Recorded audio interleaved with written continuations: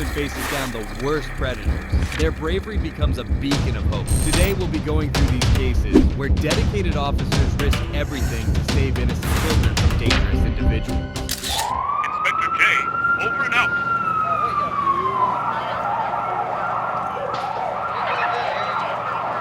On September 17th, 2023, deputies from the Broward County Sheriff's Office were dispatched to a location after several neighbors contacted 911 alerting them about a domestic violence case. The deputies arrived on the scene and went over to confront the neighbors who were already waiting for them. Woman screamed, "Help me!" Murder, basically. We opened the door and opened the door, and then she got back in, closed the door, and you hear tons of stuff screaming. Knocking around. Sounds like there's a struggle going on inside, basically. There's a big struggle going on. Over there? Yes. Yeah. The roommate, he's got a picture of the roommate's car. The guy just left. Came out of there. I took a picture of his car. Oh, he left? Driving out. Yeah, no, I took a picture of his license plate. Yeah, the roommate came out of the building and said that the guy's not abusive and that's his best friend and he's known him forever. And when I asked him, well, why would a female scream at the top of her lungs, "Help me," he just goes, "I don't know." And then he walks away and leaves. So the roommate's inside there too? There was two guys. The roommate left. He got this gentleman right here got a picture of his car. I got 3 people talking to me. The neighbors had heard shouting and cries from a woman later identified as Kyla Arce, who was living with her boyfriend, Paul Henry DiGiacinto. The cops had no idea about the gravity of the situation that they were investigating. Broward County Sheriff's Office.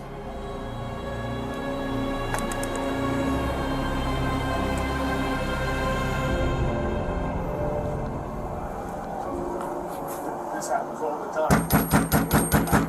Broward County Sheriff's Office. That guy, he scares the shit out of me. Do you hear it still in your apartment or not?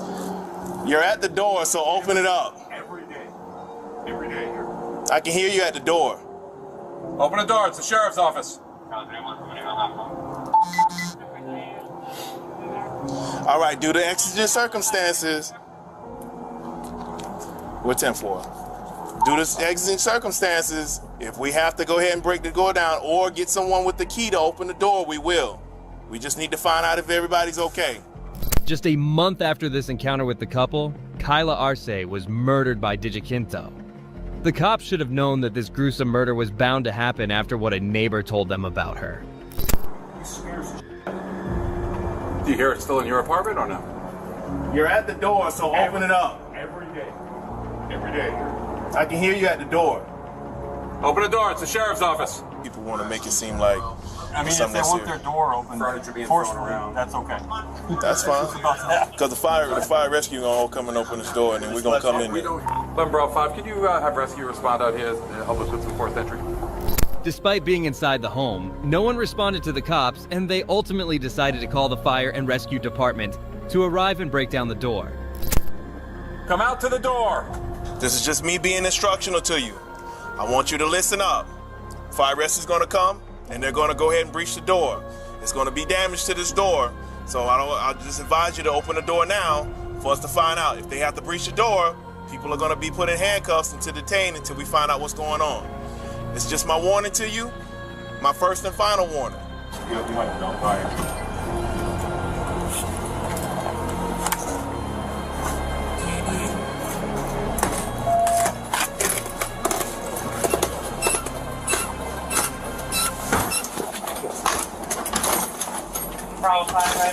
Do you need a second set of hands? I just don't want to leave my head in front of it. Okay. There you go.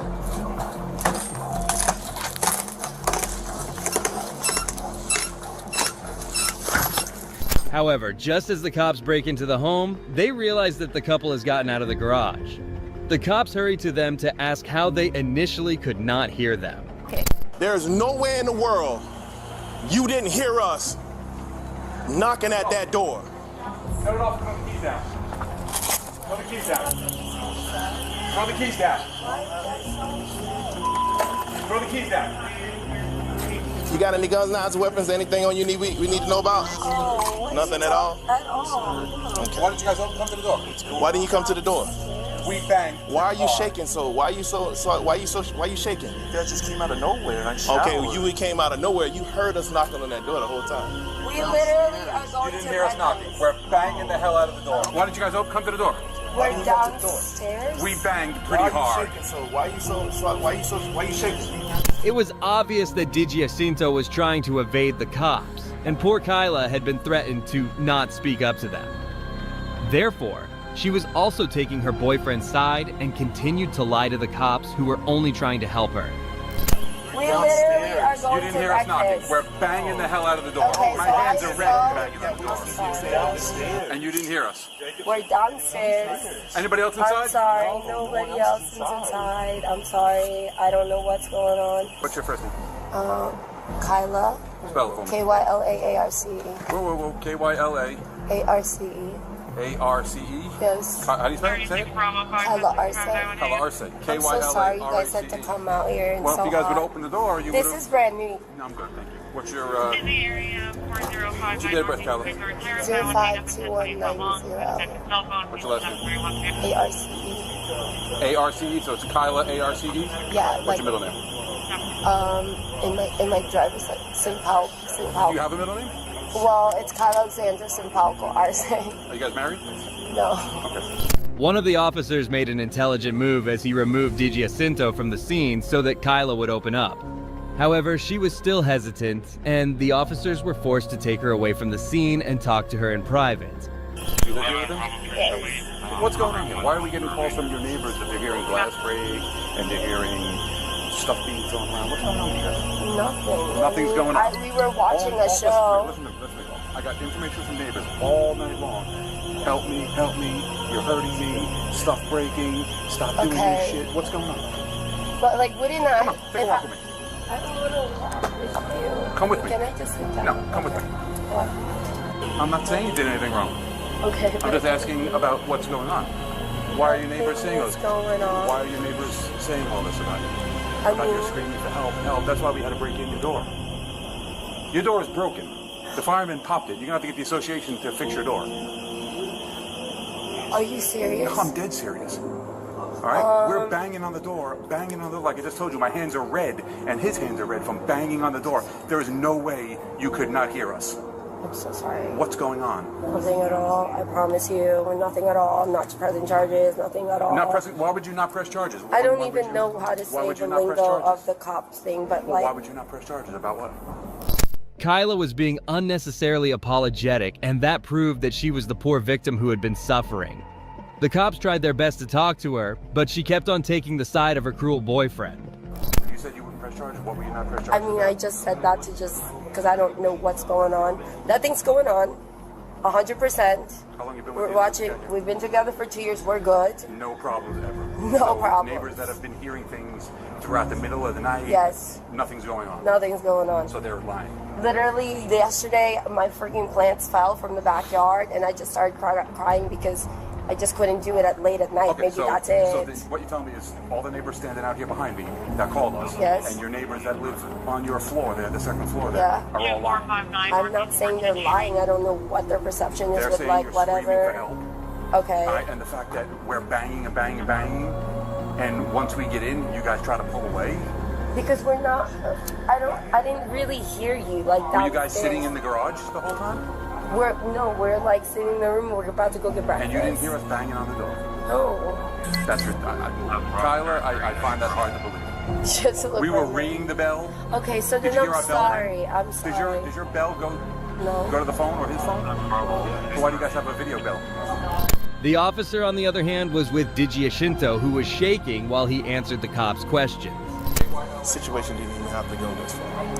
Well, I don't know what's talking. I don't know what's You're going on. shaking like it's like. Yeah, because who wouldn't? Not only that, you got scratches all over you and stuff like that. What's going on? Talk to me. I have no idea what's going on. You tell it exactly. I have How we no have idea you? what's How do going you have nothing? What's going on, dude? You're coming out of the garage. You're shaking like crazy. You got scratches all over. I get I'm it. shaking because all of a sudden someone just blocked So you live here with me. someone else? That's by myself. You live here by yourself, or who is she to you? She's my girlfriend. Okay, so who was the other dude that was here? A friend. Okay. So what happened? Nothing. We were just hanging out. We watched the game. That's it. But everybody was yelling and screaming. You got neighbors over here, and people don't even live here saying that she was screaming at the top of her lungs. Something was going on. Look, I'm not trying to make a story up. I don't understand. And I don't want to make you feel uncomfortable more than what you are in the situation. While the cop realized that this was a life and death situation, the predator didn't seem to care about anything and kept lying to the officer's face. It's called exigent circumstances. I don't understand what's going on out of nowhere, so that's what I'm confused about. So why when we were knocking on the door, you just didn't come to the door? We're downstairs. I'm in the shower watching the show, and then we're downstairs? Yeah. All right, check it out. This is the garage. I know the format of these because I've been in one. That's your downstairs right here. Your upstairs is up there. Just hear me out, because you live here, right? You pay rent here. I mean, you pay your mortgage here every month, right? So the thing is, I know the difference. This is downstairs. You weren't downstairs. We were knocking on this door. There's a bedroom down here on the bottom. Okay, that's fine. Okay. But I'm pretty sure you heard us banging on this door. I can't make you tell us what's going on. All the time. I hear things going all the time, so I don't know. Yeah. What is what? When you live right next to each other, you hear things all the time. So well, your neighbors and everybody heard you screaming. And then she's not answering, so therefore that gives us even more of a suspicious incident where we gotta go and find out who's alive and who's dead, or see if anybody's okay. That's where we're coming from. Okay, I mean, yeah, but everyone's fine. I mean, I get it.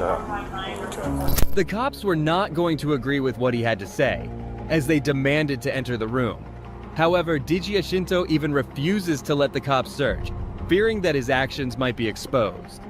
He then tried to involve his girlfriend Kyla, who was too afraid to speak the truth. So, do me a favor. You said it's a bedroom right here. Open this up for me. I'm not gonna open the bedroom. Well, we've already opened the door. I'm just asking you to open it up so we don't have to go back up. Because I can go back up and go back in. I've already have. Look. I have a lawful right to be in that home to make sure nothing's going. Okay, so open the door. Let us check. And then we're good. What is the reason? I don't understand. She's here. I'll go check. She's here. That's it. Yeah, he's saying it's a bedroom down there. That's okay. I'll make sure you don't have to cooperate. We're good. I just asked him to open the thing because so the door is already open and we have lawful right to be here. So just open the thing. Kyla, they think someone else is in the house. That's what they're trying to say to me. You want to make sure everyone's okay. Yeah, there's no one else in here. Okay, well open it up. Okay, well open it up then. For what? Okay, well I'll just go upstairs and go down. Okay. Throughout the altercation, the couple had contradicting stories which further indicated the trouble Kyla was in. It was distressing to see how she could have been saved, but couldn't muster the courage to speak against this dangerous predator. He said nobody else is here. He just said his friend was here and his friend just left. Now tell me the truth. Yeah, but I'm downstairs. There's too many. Listen to what I just said. Yeah. He just told myself and this deputy that nobody else is here. He said his friend was here and his friend left.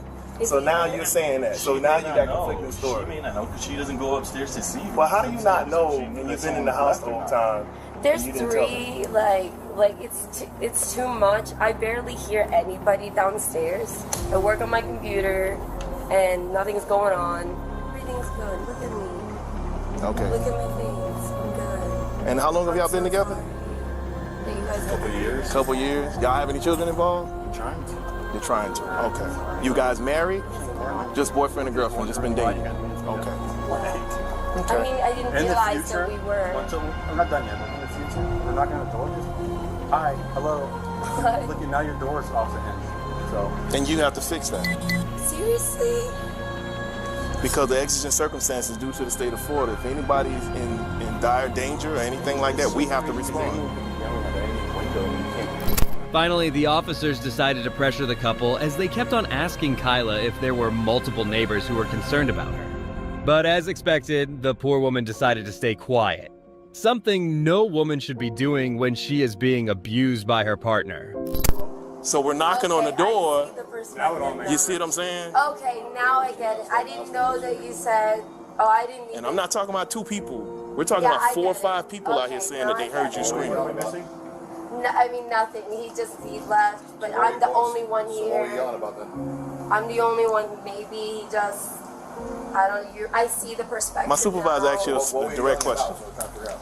I mean, nothing. I just. You're yelling about nothing. He's like going around yelling, screaming for no reason. I wasn't yelling and screaming like that. So what were you mad at? 20 neighbors standing out there telling us Listen, yeah, we know what happened. We're wondering why. Okay. Just yelling and screaming. What were you doing? Why were you yelling? It's not normal to yell and scream. Unless we're crazy. Look, we're not here. Look, basically, we're not here to get y'all in trouble. We're not here. So I guess not the what bad you're guys. saying is that someone was screaming and then the mail came out just like so rapidly. Yeah, and they also gave us the perfect description. They said you two were still inside. Unfortunately, the cops returned to the police station without anything.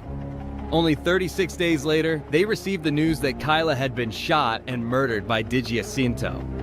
Apart from that, the crazy guy even tried to kill his father as he tried to fire at him twice and also attempted to smother him with a pillow.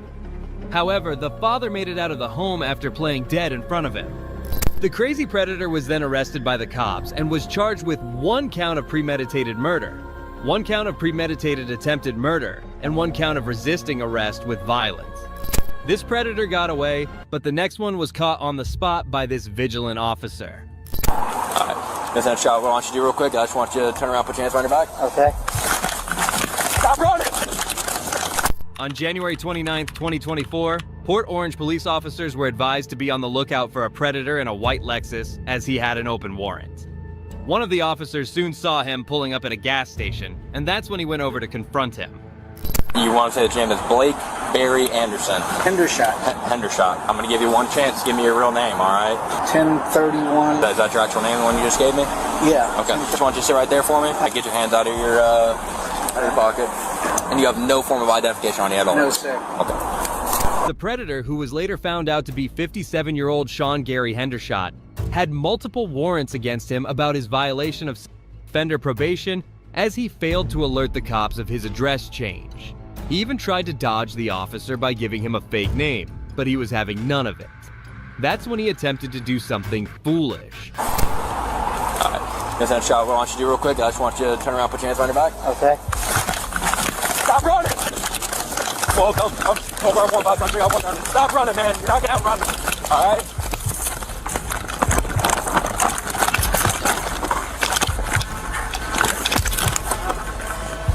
Get on your stomach right now. Get on your stomach.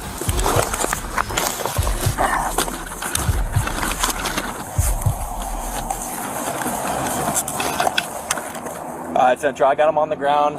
209 Dillon. Right in front of the vape shop. Man. Alright, well, I'm gonna handcuff you. I'm gonna move you to your side, okay?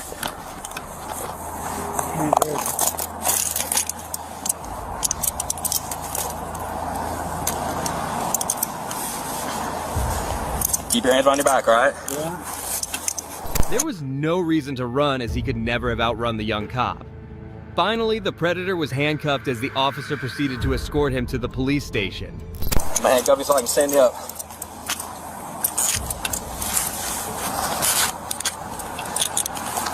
Nope, and I got him 10-12. They're real tight. Yeah. They're real tight.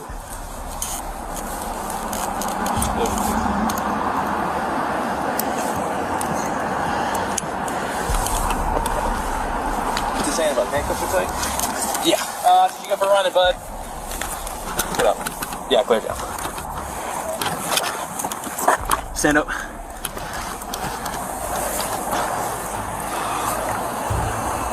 You're under arrest for resisting, and you got a warrant, which we're going to confirm, okay? Cobra 15 Central, I'll be on him.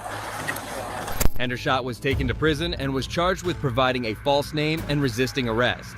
Surprisingly, this wasn't the last time police officers caught a predator on the road, and this time he was in an even worse state.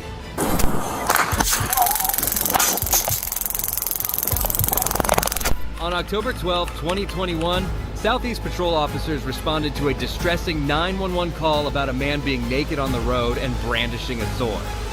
Well, if you don't believe me, let's just hear the call.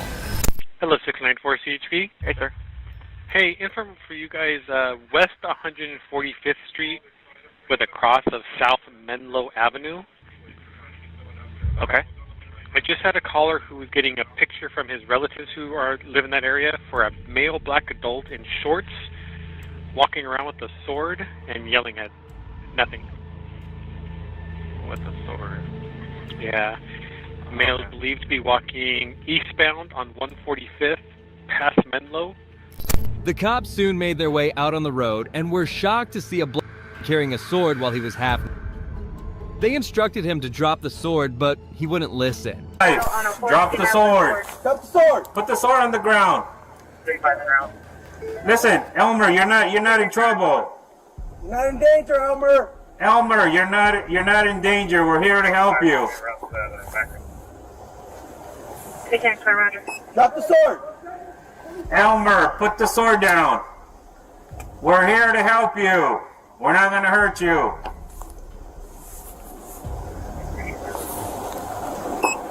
Talk to me. You're not in trouble. You are the king. You're a king. Come over here. Talk to me. Elmer, you are a king. All right, come over here. Let's talk. You're not in trouble. Step over here. Come over here. Come here to us. Any air unit coming on southeast frequency for Elmer, you're not in trouble, Elmer. We're not going to hurt you. Yeah, put your hands up, King. King Elmer. Come over here. Talk to us. The man didn't appear to be in a good mental state, and the officers tried their best to defuse the situation and calmly talk to him. However, he kept on escalating the situation and did something incredibly foolish only for the cops to retaliate. Drop the sword, King Elmer. Hey, drop the sword, man. Hey, back up. Nothing's not sharp. It's not sharp. Okay. Elmer, drop the sword. Shit, man. 145 and Menlo. Elmer, drop it. I know, I got the taser. You got the taser? Yeah, but it's a short range. Hey, watch out, man. Throwing on TC. Chill. Well, close the door, I can't see right.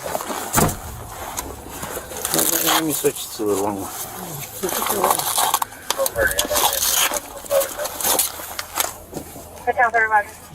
Yeah, get the beam down too. This guy did. He probably has a mental illness. Yeah. X5, report today.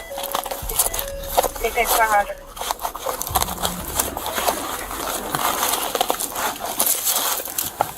The officers saw him charging towards their car, and he even hit the hood of their car with the sword.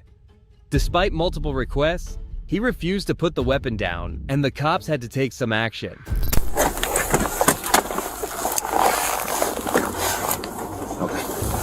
Hey, watch out. Hey, drop it. Drop it, sir. Drop it.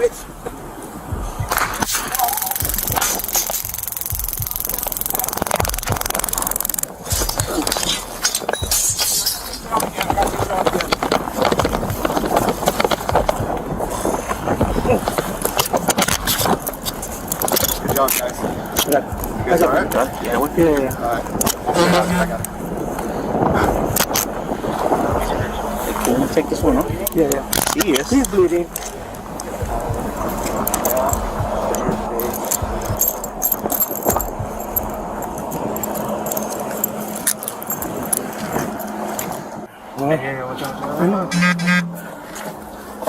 Hey, drop it. Drop it, sir. Drop it.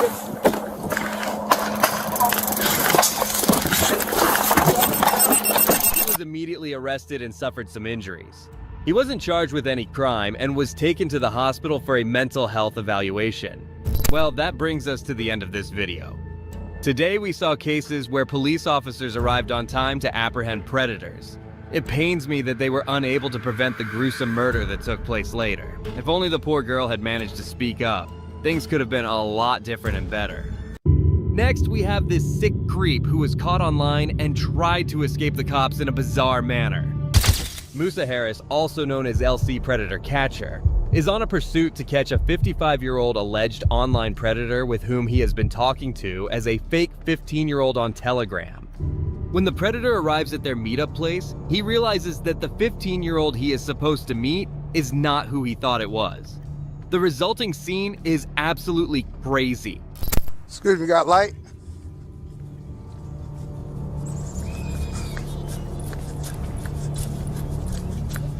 You got light, sir? Nah, vape. Oh, you got vape? Fuck. Damn. Need a goddamn lighter. Yeah, you know, probably must. Oh, nah, fuck. What's your name? Me? Brian. Brian? Can I talk to you for a second, Brian? Let's get up right here. Oh, matter of fact, over here. All right, what's up? What you here for? What am I looking for? I said, what are you here for? Oh, I'm headed to Edwardsville. Come here, let me talk to you for a second, right here. Let's have a seat. Like, the person you was talking to was me the whole time. I wasn't talking to anybody. As Brian realizes the predicament he is in, he opts for the most obvious escape, but the way Musa deals with him is a delight to watch. I'm serious. I'm headed to work. I work at Ollie's. Listen, cut it out. I am the 15-year-old that you're supposed to be meeting right now. I'm that person. I was the one that was talking the whole time. Now we gonna start this over again? Do you want to start this over, or you want to continue the lie? I'm going to work. So you want to continue to lie? You don't know what? So should I call the police then? No. Should I call the police then? You don't know what I'm talking about then? You don't know what I'm talking about? You don't know what I'm talking about? So if I show the police what I have, you think they believe you? Listen, they're like, I was kind of worried. To me. What you was getting worried about? Could you keep your hands where I can see them? No, I'm serious. No. What you was worried about? Her. Her about what? Just like the way she talks. Like how? Just like it's concerning.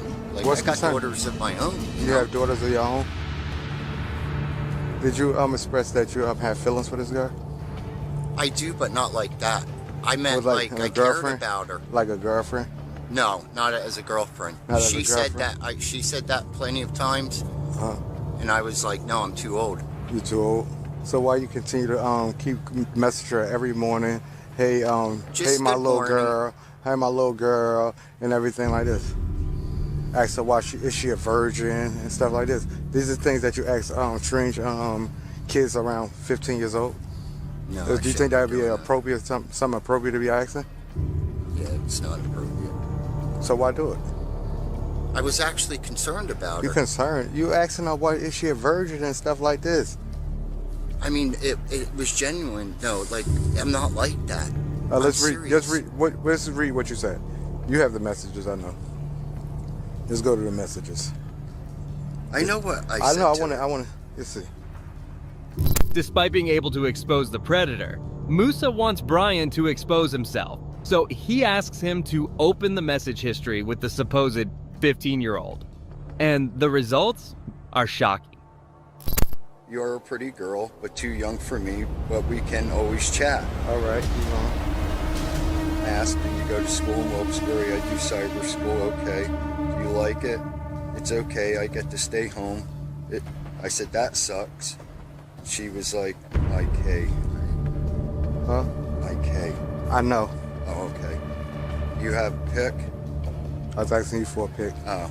You don't have to buy a lot of school clothes. Oh, I was telling her because she does cyber school. Yeah. YUP, what the fuck is that? Huh? YUP. Yep. LOL. Well, I like shipping for clothes. Shopping, I guess. Shopping for clothes. Yes. Do you have WhatsApp? No. Okay. Why you asking them, do they have WhatsApp? I was just wondering. I know, but why? I was just wondering. But why would you wonder that one? All right. Because usually like when people want to go to WhatsApp, it's like they think because it's encrypted. I said it's more private. Oh, it's more private. Why would you want it more private on WhatsApp? What would be the privacy? She asked, what's your number? I can text you. No, we answering that. We answering that part. I don't know. I don't even have anybody on my WhatsApp. I'm saying like you saying, but why saying that's more private? All right, I understand. Hold on. All right, no, you getting past what I'm asking. You getting past what I'm asking. I said, I'm listening. What you doing? That is not gonna help. You can talk to me and that can help. Deleting it, I already took all the screenshots of everything. So that's not gonna help. Do you feel that you did something wrong today? No?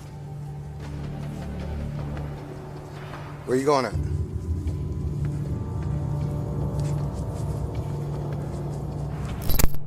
As soon as the predator realizes that he is in deep trouble, he takes off. This just shows how cowardly these people actually are. Dave.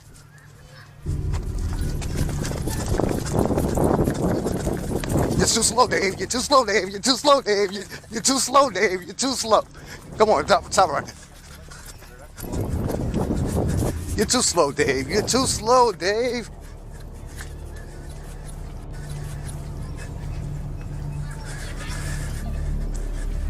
David. Now you gotta run from me, Dave. Let's just talk. Let's go over here on the bench. Right here on the bench. I'm not running from you. All right, let's go over here on the bench then. You were jogging as fast as I was running. Yeah, I'm fast. I'm a track star. Is there viruses in your glasses? No. Just come on, let's go right here. Right on the bench. Are you gonna keep walking? This is running. Even though you're walking, you're still running away. Let's talk then. What do I think you would have done? I don't know. You. What, today? When? You asked me a question before. What was the question? Huh? About my door. Yeah, what would you have did? How would you have said? I can't say that. Huh? Like, I said, no, it's just the honest truth. Why we going this way, bro? You going towards the river, man. I am not walking towards the river. You saying come on? See, Dan, I'm about to tell them where I'm at, man. No, listen, I'm talking to you. All right, you keep walking towards the river. I don't feel like walking towards the river. Why are you going by the river? Huh? I don't want you to jump in the river. You feel like you about to jump in the river or something? Huh? So why are we going this way? Huh? Because it's Friday the last little freedom. This ain't... What you mean, the last little freedom you have? What are they doing? My last little... It's not. Oh, this where you stay at? Huh?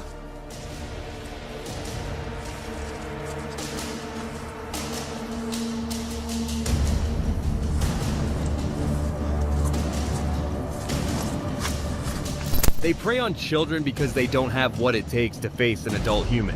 Brian thinks he has done something clever by walking Musa towards the river. His plan, it seems, is to jump in the river and get away. But there is just one tiny problem in his plan. No. We going down here. Oh, this... What, you about to swim all the way across? Get the... Come back. Then get your ass back over here then, man. Yo. This is gonna be perfect. Yo, get the out of there.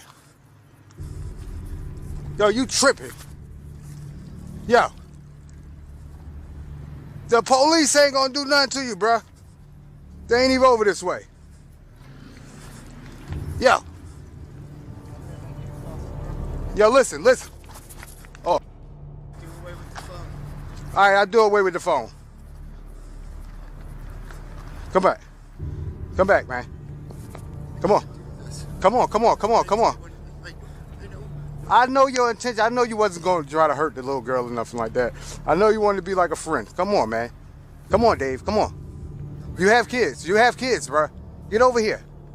Do you want your kids to see you in a goddamn river? Come on out of there. Hypothermia. I'll never make it. Man, you gonna make me come in? Oh, this motherfucker. David! I'm leaving you alone there, bro. I'm out of here. Peace out. I'm done. I'm not fucking with you, man. You wanna go all that river. I ain't going in no river. Fuck that, I'm out of here. All right? I'm gonna go. Fuck you, Dave. You're fucking crazy. You're crazy, Dave. I'm out of here. Peace out. Musa then quickly informs the police and gives them all the necessary details and eventually they are joined by the fire department to facilitate the search for this crazy child predator. No, I don't have a phone number. No. I have his, like his Facebook, not his Facebook, his, Messenger or whatever. yeah. Alright. I have all the I have everything on him. Yeah, we were just trying to get... I have his, he had a name on there too. I'll tell you his name. Yeah, I think it's legit. Yeah, because when I said his name, he's like try to stutter like, oh. Because he tried to say a different name first. Oh man. There you go.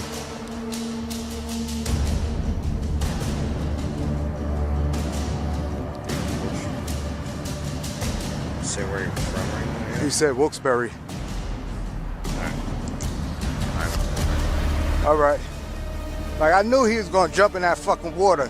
He said, yo, I'm thirsty. I can't grab him or nothing like that. I didn't want to grab him. It'd be like assault. Did y'all see somebody come out of the water? Did y'all see somebody come out of the water? No, he jumped in the water. I saw it too. I just don't know where he went. No, he came out on the other side over there, I think. Yeah.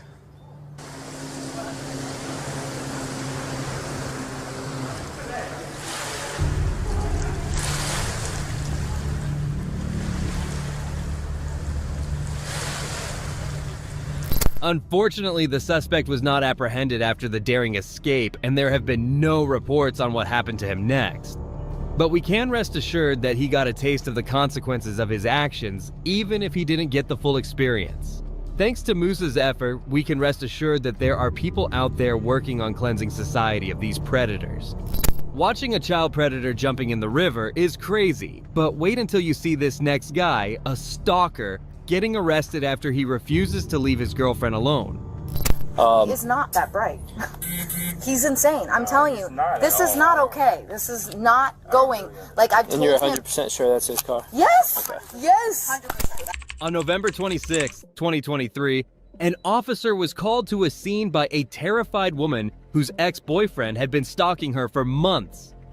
Upon arriving at the scene, the officers found that the stalker had implanted a GPS device on the woman's vehicle and also watched her physically through fences, etc.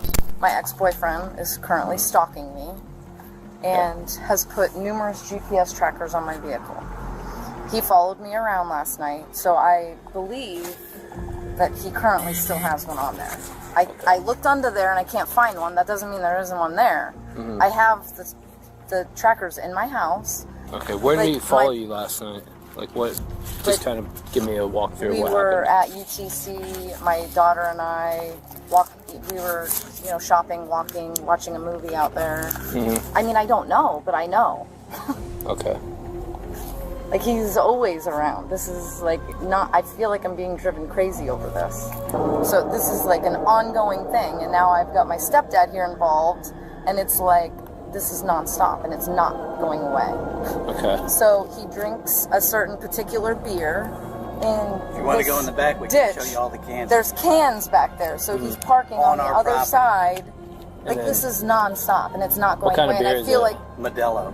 Okay. And those are the only cans that are back there. It's not going away. We and can I show you where feel they're like and you can my take mom them. is like, you're gonna end up dead before you guys do something, which is really sad. Like, it makes me want to cry. Like, this is. He's not necessarily always putting the tracking device on her car here. He may be doing it at Publix. I know their that. driveway. Right. Because he's right across the street, so he has. And you have the more trackers you found the last time? Yeah, I can show you. They're that. right there in the house. If you don't mind, what I want to do is take them and put them into our evidence, because the way I'm thinking this can go, based on as long as you have those text messages and things. Yep. Right. I have video I of want him to send saying. this up to our criminal investigations division. We found 4 trackers you put on there. He said, no, I only put 2 on there. Are you able to get that? He's on his way here. Who is? Oh, the person has right, the video. right. Okay. Because I told him, he literally is saying that he has saying them. that he's doing it. What's his name? Who? Your ex-boyfriend? Timothy. When's the last time he reached out to you? Like yesterday. This morning. What did he say? Definitely last night. Last night. And are you responding back? Or No. You just, okay. And you've told him yes numerous times. I'm getting a restraint. Okay, so one of the things that I have is a. Okay, let me just get what I have. Yeah, go right ahead. The poor lady actually has the trackers with her. Just imagine what it's like to be her. Always knowing that someone is watching you and having clear proof of it. But clearly, she has not been able to do anything about it yet. This is what we're talking about. This is the original one that I opened. But these, well, my hands have been on them. Okay, those are what he's putting on your car? Underneath, yes. Okay. So then this was the last thing that was found with no phone in it. Okay. And his name is on this. Like, it currently doesn't have any power. I turned it on and his name is on here.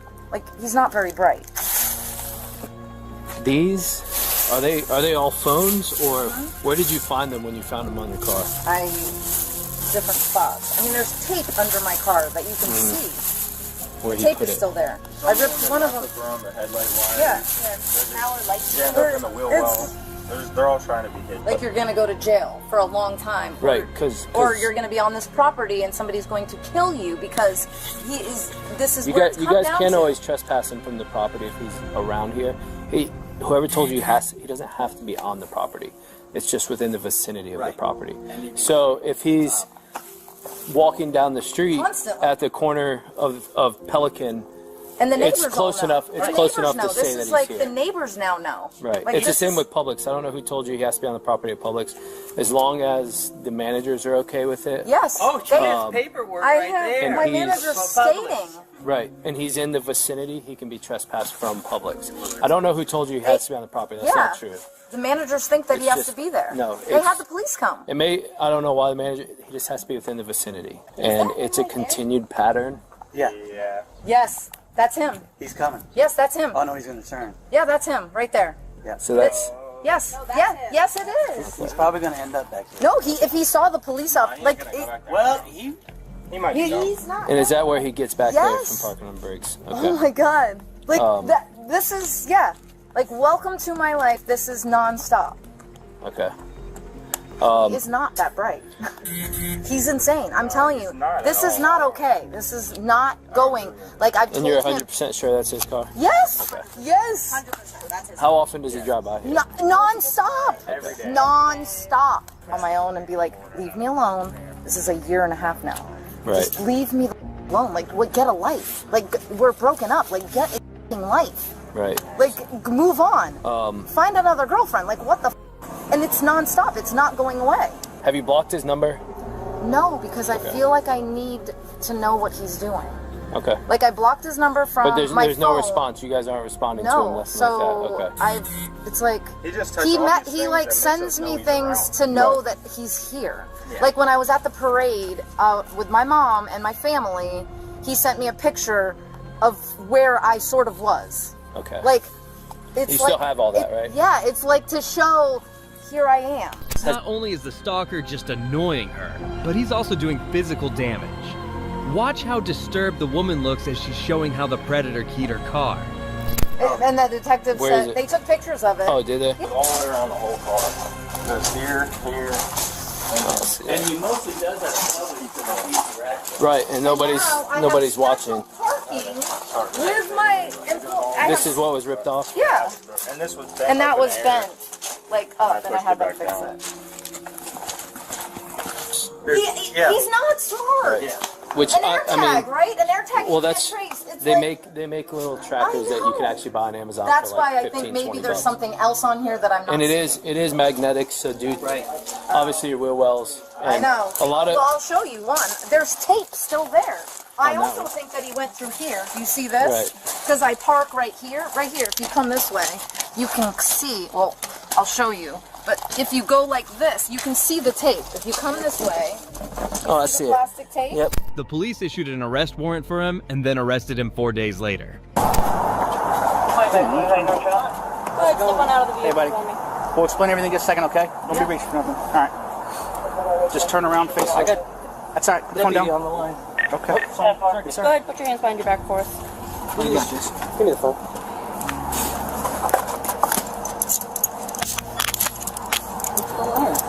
warrant for your arrest. The douchebag's on the phone with Hamill. Okay, we don't know who Hamill is. We have We an work inside for the city, we warrant, don't yeah. work for the county. Who's Hamill? Who's Hamill? Deputy Hamill. I know, but who is he to you? He's right there on the phone. He's still there. Not close to dispatch. He'll be on the detective. Just chill. Pull up on my phone. Walk back to this car, do you mind searching? Is your son anywhere close? University. Okay, and you think they'd be willing to come get your vehicle? Absolutely. Does he have someone to drive him to come get him? Probably. Okay. Otherwise, what we can do is we can park it over here for you and you sign a piece of paper saying you want it left here. Okay. That's up to you. Slide your stance real quick, partner, while you talk to her. How am I going to be? We just can't wait here all night for your son, you know, to come get your car. Do I understand for me? Say it again? Why didn't you say it? The predator was arrested and charged with stalking and public order crimes, which included installing tracking devices in tracking applications. It is good to see justice finally being served. These stalkers are mentally disturbed and can't understand that sometimes it's better to just let things go. Well, this one will learn it the hard way in prison now. If you're thinking that perhaps only a man can do something as predatory as this, then hold on, because this next person did exactly what this predator did. The only difference was that she was a woman and way more dramatic. Hey, get back inside, sir. Okay, we'll worry about it in a minute. Don't worry, I'm coming for you. In Ohio, on April 23rd, 2023, police were called to a report of a woman named Judy stalking her ex-girlfriend. As the officers arrived at the scene, they witnessed the woman trying to flee in a lift. What happens next is nothing if not shocking. Hello, Officer Savage, Local Police. Yeah. Kaylee, is that you? 14502.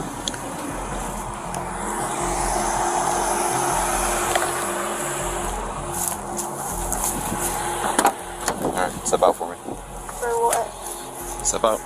For what? You have a couple warrants. Step out. For what? Step out.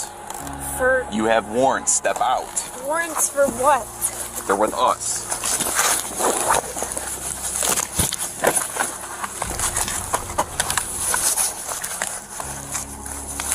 Get the fuck out of me.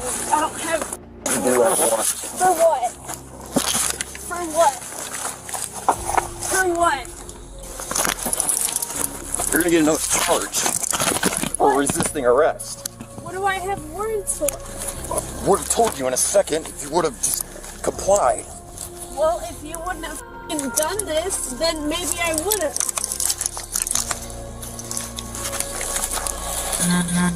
You're not cuffing me until you tell me what the f*** I have to get off of me. Get off of me.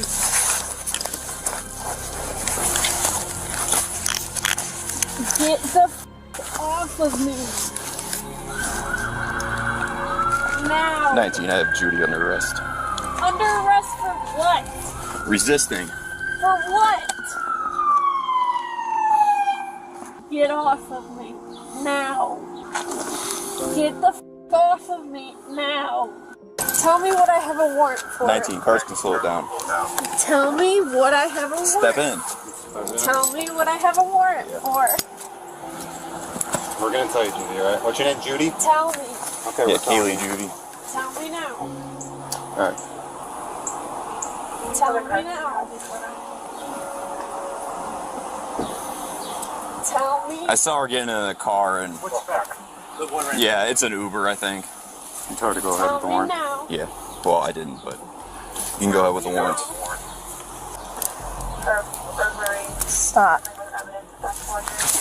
I said stop. No. Yes. No. I already know who the f you are. I don't Okay. like you. Okay, that's fine. Quit tightening them. Because you're sticking your hand in it, trying to get your hand out. No, you're Yeah. tightening them. Yeah, because you're sticking your fingers in them. So stop. What do I have a warrant for? You have warrants. We'll let For you know what? in a second. Relax. For what? You have a failure to appear out of us, and then I didn't hear what the one out of Lorain County is for. Oh, Lorraine County when I'm working with them to get my dealer. Okay. Thank you very much. I don't have a warrant with Well, when I them. told you to step out, you didn't step out. Because That's you why were harassing Because I was me. trying to detain you because I knew you had warrants. Because you were is within my legal authority to detain you when I know you have a warrant. Judy clearly has something wrong with her. The way she speaks and forms sentences is not normal. And as promised, the woman keeps being over-dramatic, trying to act as if she has done nothing wrong. And then, the police officers find the drugs responsible for her behavior. My wallet. Don't take my wallet. Go for that. Yeah, we will.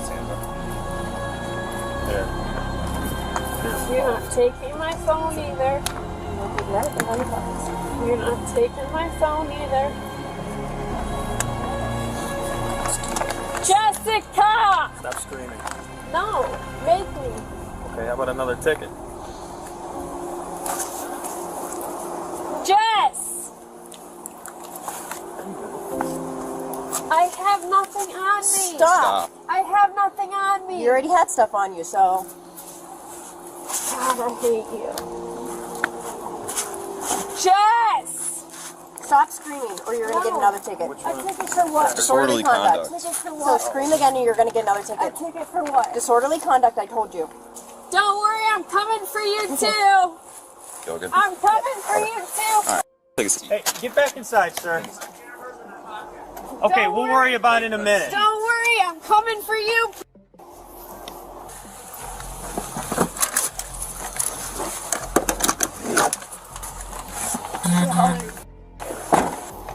If she was on their property, she's trespassed from that house, so it's probably him. I know, I thought. That's what she is, is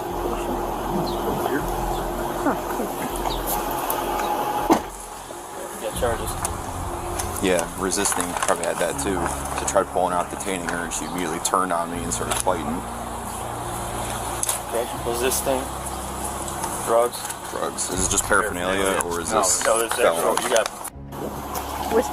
If she was on their property, do you know? She's trespassed from there, so did anybody... I knew you just it saw was, her over here. as soon as I turned down the street, I knew it was She's her. trespassed from where? She's trespassed from her ex-girlfriend's house. Okay. I don't exactly know. 215.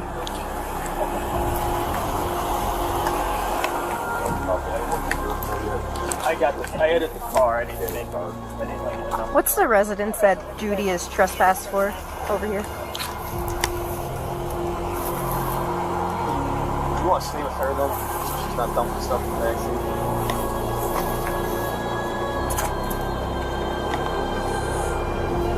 Are you just an Uber driver? Yeah. Okay. Oh, you're a Lyft driver? Okay.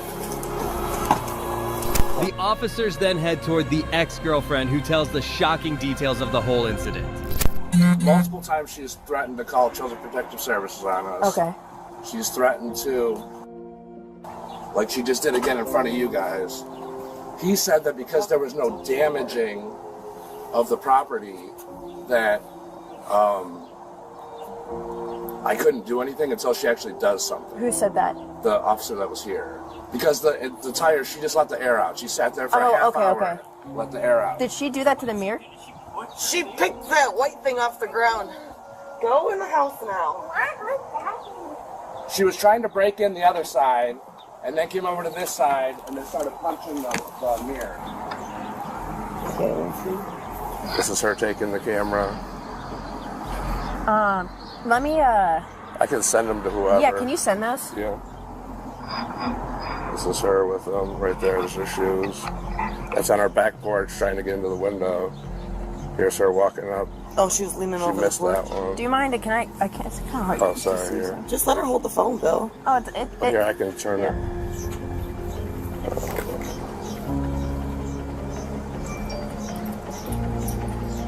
That Uber driver was probably scared, but he thinks the Uber driver was watching him. I don't think he could see. Is she like a friend of yours, or an ex-friend, or? I dated her. Dated her? We've been split up for the last year and a half, and I dated her, and she's been nuts.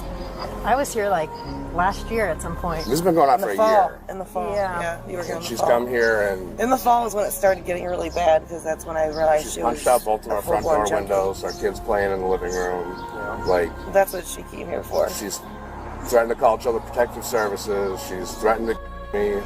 And I told her I'm not worried about me someone coming after me, but I got my 5 and my 7-year-old with me. No, I get it. And if something happens, then like I got to protect them. No, I get it. So, and I don't know what to do. I've gone to your prosecutor. They say I have to take off work and go downtown and get a protective order. I don't know if I can get a protection order for my kids. Like, it's kind of one of those things where you have to catch her doing it. Well, I'll tell you what. You probably need a report number, right? The couple is terrorized by the predator's actions. Because when you have a 5-year-old and a 7-year-old, things affect you differently. Even after all of what she did, the stalker still wants to speak to her, probably because she wants to manipulate her into bailing her out. Like who? The Uber driver? The Uber driver sat here the whole time she was doing all this and at the side of my van trying to break in and waited for her to come back. So if you guys got no questions, we're out of here, okay? I appreciate All right, it. good luck Thank to you. you. Have a great day. I need to speak to her. Okay. So can I please speak to her? I don't know. Probably not. Why? Under arrest. Are you... so I can't talk to her? Not right now. Why? Well, you can't do anything you want while you're under arrest. You guys are such... You know, I wanted to be a cop until I met you guys. That changed your mind? Yeah, because you guys are... You don't help people. All you do is... If I speak to Jess, I will cooperate. Why is that going to help the situation? If I speak to her, I will cooperate. If I don't speak to her, I will not cooperate. Cooperate in what way? You will find out. I need to speak to her or I will not cooperate. Why do you want to speak with her? Because I need to talk. She's my girlfriend. I need to talk to her. Well, I'm just trying to figure out. You said we don't help. I'm trying to figure out how to help you. Let me speak to her. Well, she's not here right now. Yes, she is. I just saw her. I don't know where she is. I literally just saw her walking down the thing. I yelled to her. She's at the house. And at the Oh, resisting my bullshit ass. Resisting my bullshit ass. Bullshit ass? The woman was taken into custody and charged with theft, possession of drugs, criminal trespassing, stealing, stalking, and resisting arrest. Moving on, we have this adult who was caught red-handed doing some unexplainable things to kids. Police officers in Lake County executed a warrant for the many charges of molestation of kids between the ages of 12 and 15 that led to the arrest of 39-year-old Vigilant DeHaty. Sorry, babe. Can I be in front of me? Can I handcuffs be in front of me? We'll see, but usually no. Okay. I'll do what I can. I'm doing everything I can to make you comfortable. Second set of these. Give me a second. I got something that might work. Yeah, let's walk over here. Go ahead and here. Come here. Take them off. Come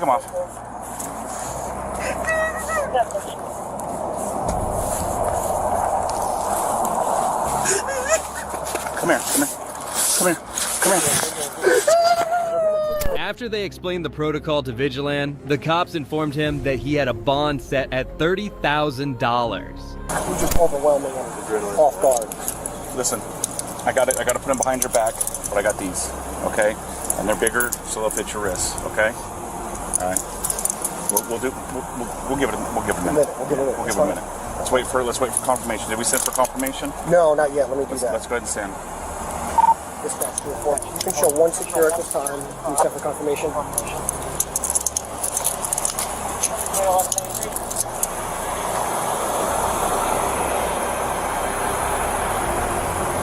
So you understand you're not free to go at this time, okay?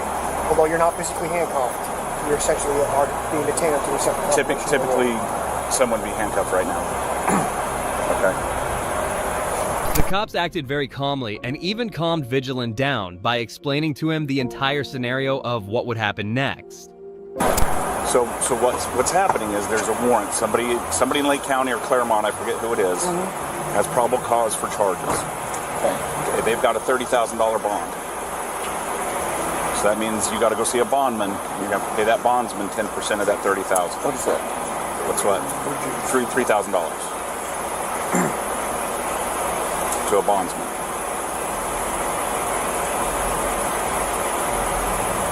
These aren't my charges. I have no idea what the details are. Not with me. Yeah. They called us and said, "Hey, we would like you to go and pick him up." So, okay, I can't ask me whatever questions Can you I call want. my attorney?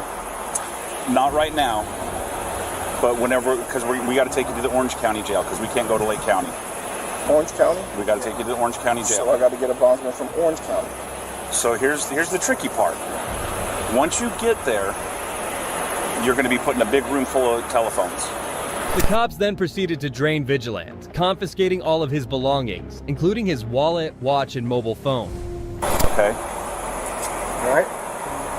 Ease your turn around. Come on over here. You're good. You're good. Just breathe for me, man.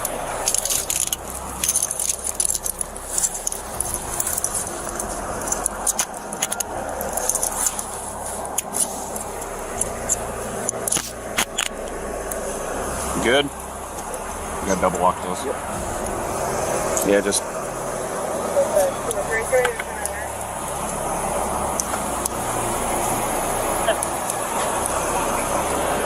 Yeah. So my wallet on this side. Hey, you can It's use okay. You'll find it. secure contact. Is that comfortable enough? You all right?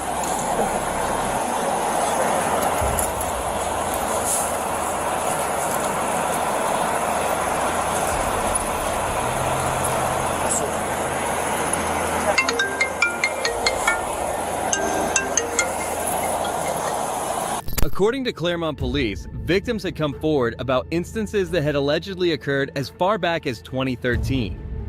They claimed that they were made aware of these alleged claims in January 2022. Officers finally acted and took Vigilant into custody. Now we're gonna walk back here to this car. All right.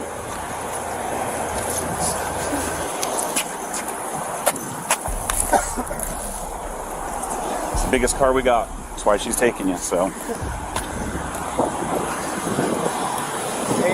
Hey, Kirkland, before he gets all the way in, let's just have him kick off his shoes real quick. I was gonna have him sit. Yeah, I know. You're all right, buddy. Okay, just come on over here. Don't get in yet, so that way you can put your shoes back on.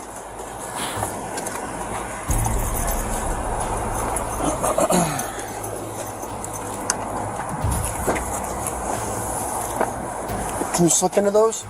You want me to untie them for you? Okay. Oh, I got this.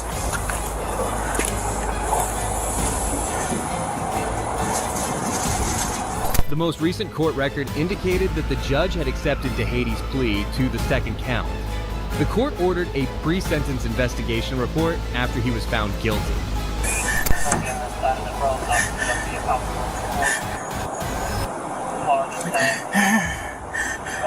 You got any more questions before you go? All right, she can try and make it quick as she can, all right? All right.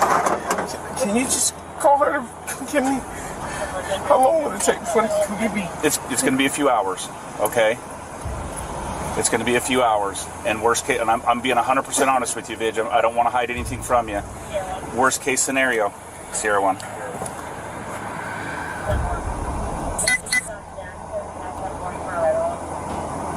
I'll be there in a second. If they're going to extradite you, you'll have to stay. That means take you to Lake County. You'll have to wait at the Orange County Jail until they transport you to Lake County, and then you'll get bonded out in Lake County. DeHaty was charged in the federal indictment with one allegation of possessing photographs and films of child sexual abuse, one count of having images and videos of minors being sexually abused, and one count of luring a juvenile into engaging in sexual behavior. DeHaty is to remain in the custody of U.S. Marshals. Well, this isn't the only disgusting predator that was caught by the cops. Alright, sir, go ahead and place your hands behind your back for me, okay? On June 10th, 2023, the security staff at Cedar Point Amusement Park called the police with alarming information about a guy who had harassed a woman and assaulted a couple. The police soon showed up at the park and started questioning the suspect. Did he go up the fast lane? Yeah, he's hopping to the big station right now. Okay. Can I see if I can have someone come cover for me so I can help you guys? Sure. Do you know where this guy's at? He should be upstairs. Okay. He's got a beard, arm tattoos, he's wearing greenish. Alright, I'm gonna go up to the exit. You guys stay here. First description I got, but then I was told it was young 21.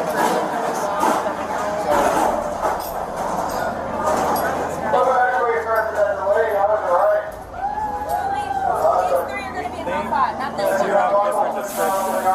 The one that is in the train on the left right now. Okay. We think, unless you have a different description. Guy with lots of arm tattoos and a beard. Arm tattoos and a beard?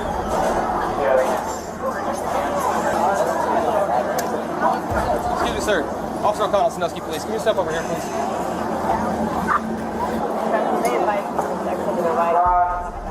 According to another witness, the man had approached him and gave him a hit in the nose when he addressed the harasser. The cops anticipated the man's arrival by waiting outside for a ride. I have one with me right now. Just advise if it's not the right one. Alright. So are you involved in an altercation downstairs? Yeah. So no kind of fight, anything like that going on? Okay. Okay, I can see that. So do you know why I'm speaking with you at all? Did you have any kind of disagreement with somebody? Any kind of confrontation? Okay. Do you have an ID on you?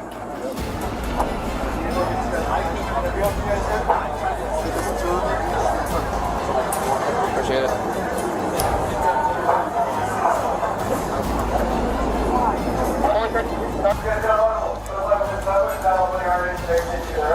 It's out of Richland County, we're waiting for It's out of Richland County, we're waiting for confirmation.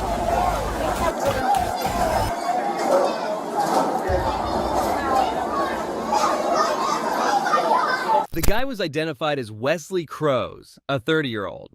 A couple came up to the police and accused Crows of having harassed the woman, saying that he touched her hips and torso and got uncomfortably close to her. Okay.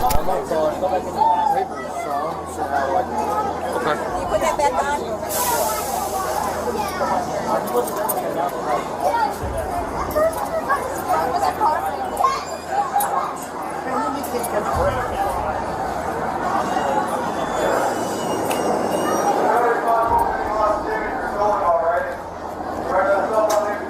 Surprisingly, the harassed couple chose not to file a complaint, which left Crows with a clean slate. But there was more to the story than that. You said you were not involved in any kind of altercation downstairs? No? Okay. They confirmed. Okay. Okay.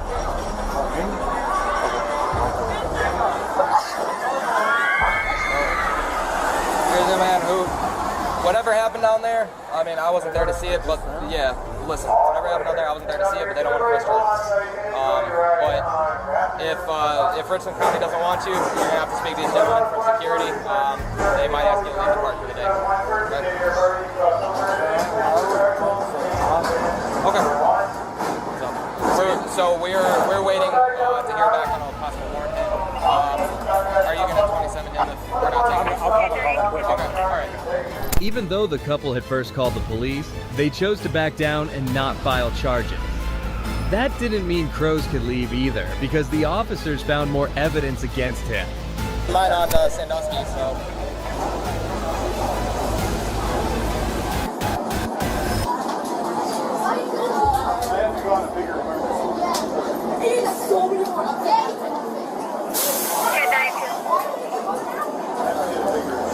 Got it. I want salad. All right, so go ahead and place your hands behind your back for me, okay?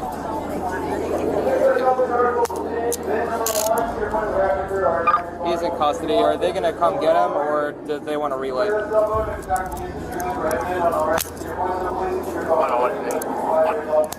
Bring him to the jail. They'll come pick him up. Clear. Our dispatchers? Yeah. Like to see us? Yes.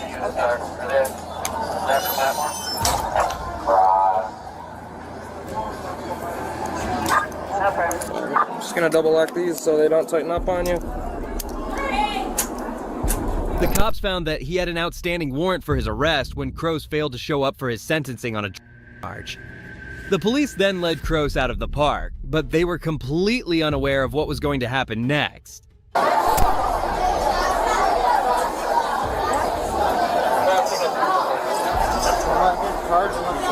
You're not getting charged with anything here. This is just for your warrant.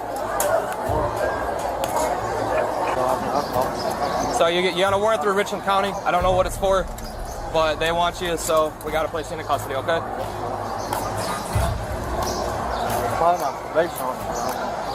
Gotcha. Station goes 433. But you said something about like an altercation. Yeah, so somebody reported that they got into some sort of confrontation with you, but they don't want to press charges, so it's over and done with. You don't got to worry about it. A security team member soon came up to the cops and said something unexpected. There you go. There you go. I can get it off my bill, dude. Come over to the gate over here.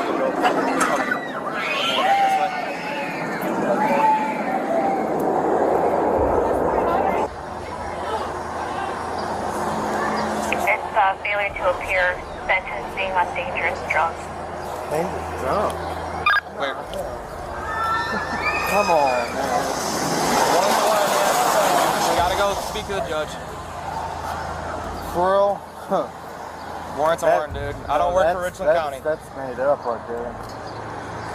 A possible drunk? No, it said it's the warrant is failure to appear for dangerous drugs. So did you skip a court date? No, I'm on papers. Okay, then you can go tell the judge about it. I don't know, man. I'm not from around there. A mother approached security with her 16-year-old daughter, claiming that crows had sexually molested her. Who else did you come with?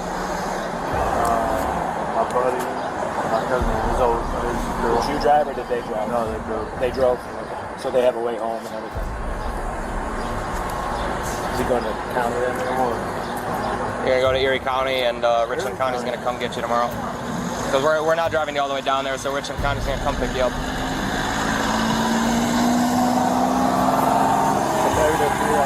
Dangerous drugs. A felony then? Police felony? A felony? No, possession of dangerous drugs is an M1, I'm pretty sure. The girl said that Crows placed his hand between her legs and made inappropriate advances. She even took a photo of the man and submitted it to the police, who subsequently verified that the man was Crows. So I heard the time, like my time, that's 4 years old. Okay. That one is? I ain't never heard of dangerous drugs.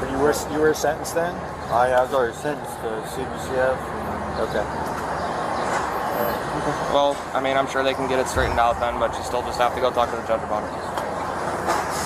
Go with what's in the computer, so. Are you on probation then, or what? Yeah, I'm on probation, so how do I have it? That's it. They'll figure it out. The court will figure it out. This is a bullshit. Yeah, I mean, we don't have the paperwork, but that's just what's in the computer, so we have to go with based on the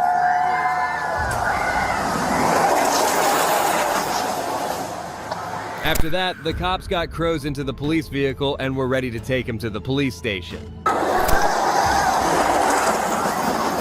ahead and open it all the way, yeah.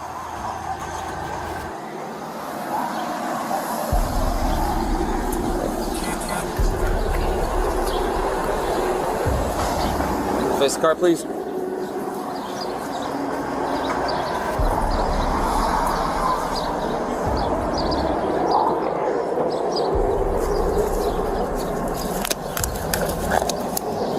Got anything on you besides your wallet, man? 440. Okay. Cigarettes.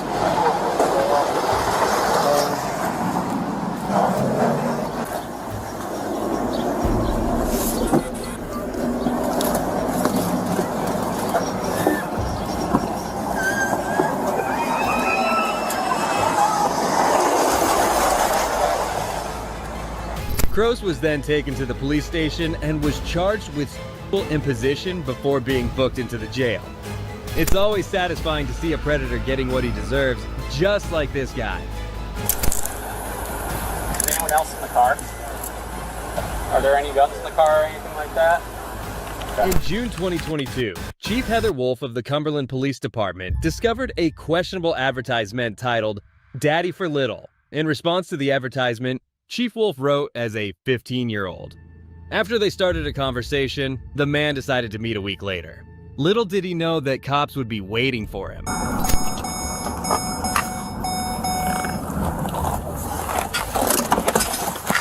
put your hands up! Put your hands out the window!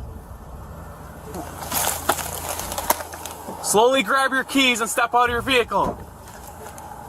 Hands up, face away from me. Step out, face away from me. Face away from me. Slowly walk back with their hands up. Face away. Keep walking, keep walking, keep walking. Face away. Keep walking, stop. Get down on your knees. Put your hands like that. Behind your back.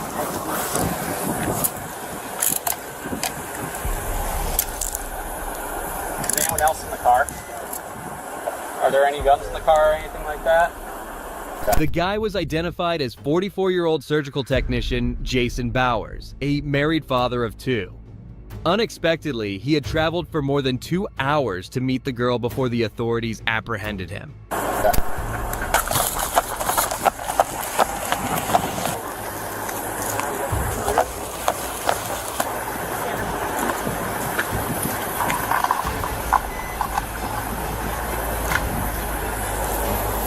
He said no one else is in the car.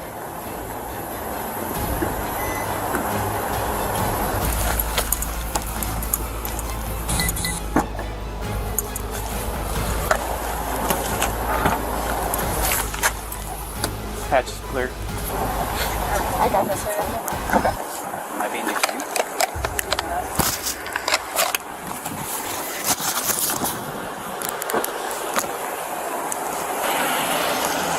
When Jason's wife saw her husband engaging in such creepy behavior, she was horrified.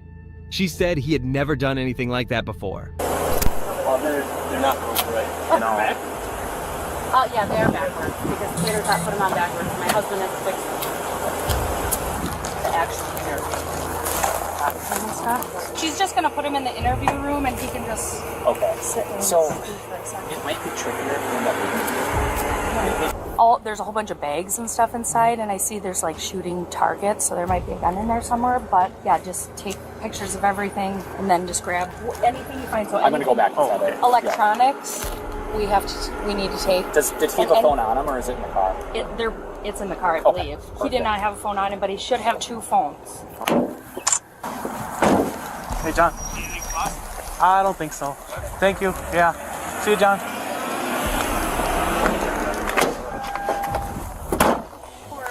Okay, I have it all photographed. You got numbers? All set? I don't have numbers, sir. You got any, Later, the police decided to search his car, and when they did, they found a lot of strange stuff, including a container of lubricant jelly. Can you take a picture of that lube that was in that bag?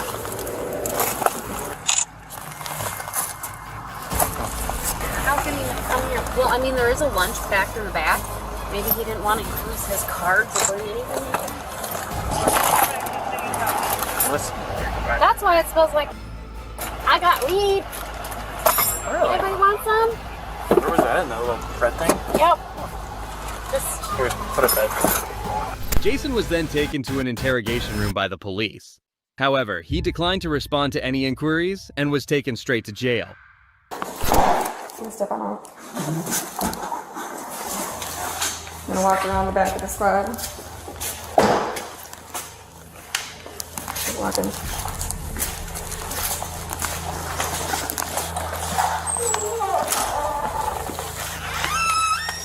Should have left into that room. Not at the moment. Go ahead and kick the feet up.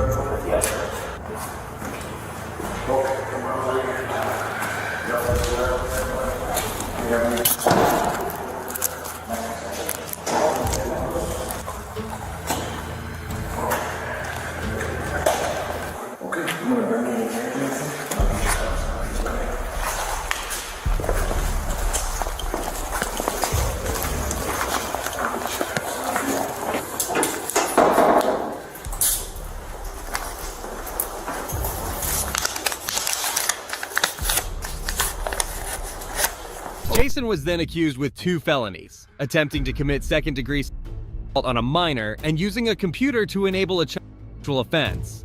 The initial accusation of using a computer to facilitate a offense was dropped, but he was later found guilty of the attempted second-degree. In the end, he received a sentence of 3 years in jail and 7 years under extended supervision. Next, we have this incident when a police officer saved a woman from getting raped, only to realize it was his sergeant behind this. Bloomington Police Sergeant Jeffrey Pilo led a respectable and happy life with his wife and 3 kids. But on June 10, 2006, Janelle Galuska contacted 911 to report that someone was banging on her door constantly, and that's when things changed drastically. Sergeant Palo was standing outside the house leaning against a nearby house when a cop came on the scene. The police detained Palo even though he knew he was superior to him and called him in for questioning the next day. You'll be shocked by the shocking information that came to light during this interrogation. No, what's going on? Okay, we're gonna talk about it, all right?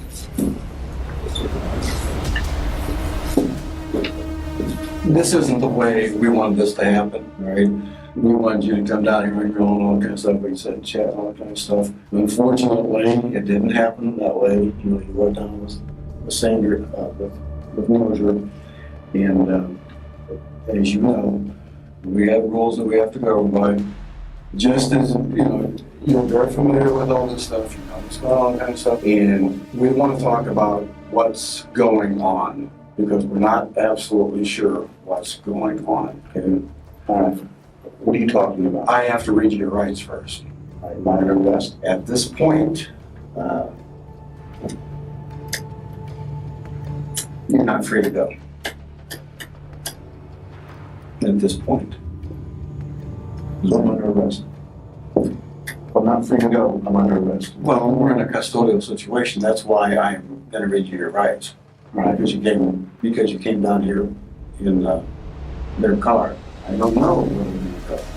I don't know where we're going to. I don't know where we're going to go. What's going on? I don't even know what you're talking about. I understand that, Jeff, and you understand just like I do that I can't talk about anything until we get this little bit.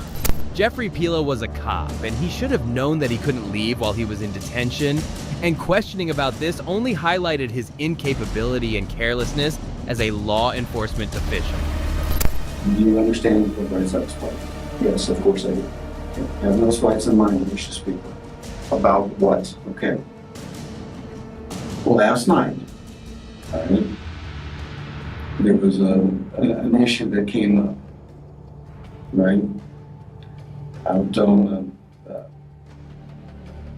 southwest side of town. All right? You know what I'm talking about?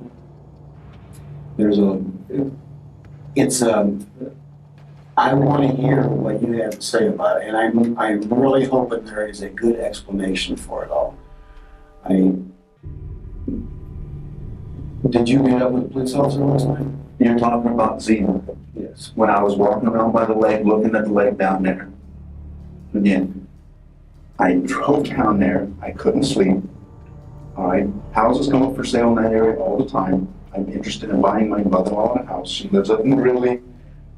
She's poor. She's on fixed income. I wanted to move closer to us. Houses come for sale. There's a townhome right there for sale. It won't work, but anyway, I was looking to see what kind of access went down to that lake. That's all. All right, I started walking around, parked, walked down, looked at the lake. When I was leaving, where'd you park it? I don't know the name of the street. But it wasn't right there where you were at. It was by the lake. That lake goes behind those houses. Palo was narrating his version of events without realizing that the cops already had solid proof against him. There are just some things that happened last night that just doesn't add up. And you know, Jeff, you know, as a former investigator yourself, that there are things that we know, okay? Such as the way that you met up with David, you know? You freaked him out. Why would you be in between two houses looking at a house? I couldn't keep going straight. There's a drainage thing that goes down the lake. I couldn't keep walking. So I walked up, the dog started barking, and oh hell. So I walked up between the houses, going to go to the road. All right. He comes around, I thought maybe it was the homeowner. I was like, I don't want to startle, you know. he startled me, so I turned to walk back down. He said, "Stop, please." I was like, "Oh, hell, it's cop." I turned around and walked back. Jeff, well, you know, as being a police officer, that kind of thing is not within the norm. We don't, as police officers, we don't walk around at 12:30 at night in the morning, walking in between the houses. I wouldn't walk between the houses. I was by the like the. I couldn't keep going, so I walked up between the houses. That's it. I mean, that is it. That's it. Pelo was connected to 4 incidents of sexual assault that took place between 2002 and 2005. It was reported that a guy wearing a black mask was breaking into and attacking 2 previous victims' houses. 3 out of 4 victims knew who Pelo was, and 2 even recognized his voice. Think about what you're telling me. I am thinking about what I'm telling you, the truth. I went down there, look, what kind of public access is down there? I walked, I started going to the west side, but there's fences, and I was, oh hell, and I come back around the other way. All right, again, I can't go no further. There's a drainage thing that comes down and fills that like overflow, I guess, I don't know, whatever it is. So I started, the dog started barking, so I walked up between the houses, go up to the road, and yes, to be on the road, so I'm not walking up between, it's just... Wait a minute. But you weren't on the road until I was going to in the road. All right? That's where I was walking up to, was go up to the road. Walk down to my truck and drive away, because I was done looking at the lake. There's no access going down the lake, so... Okay, Jeff.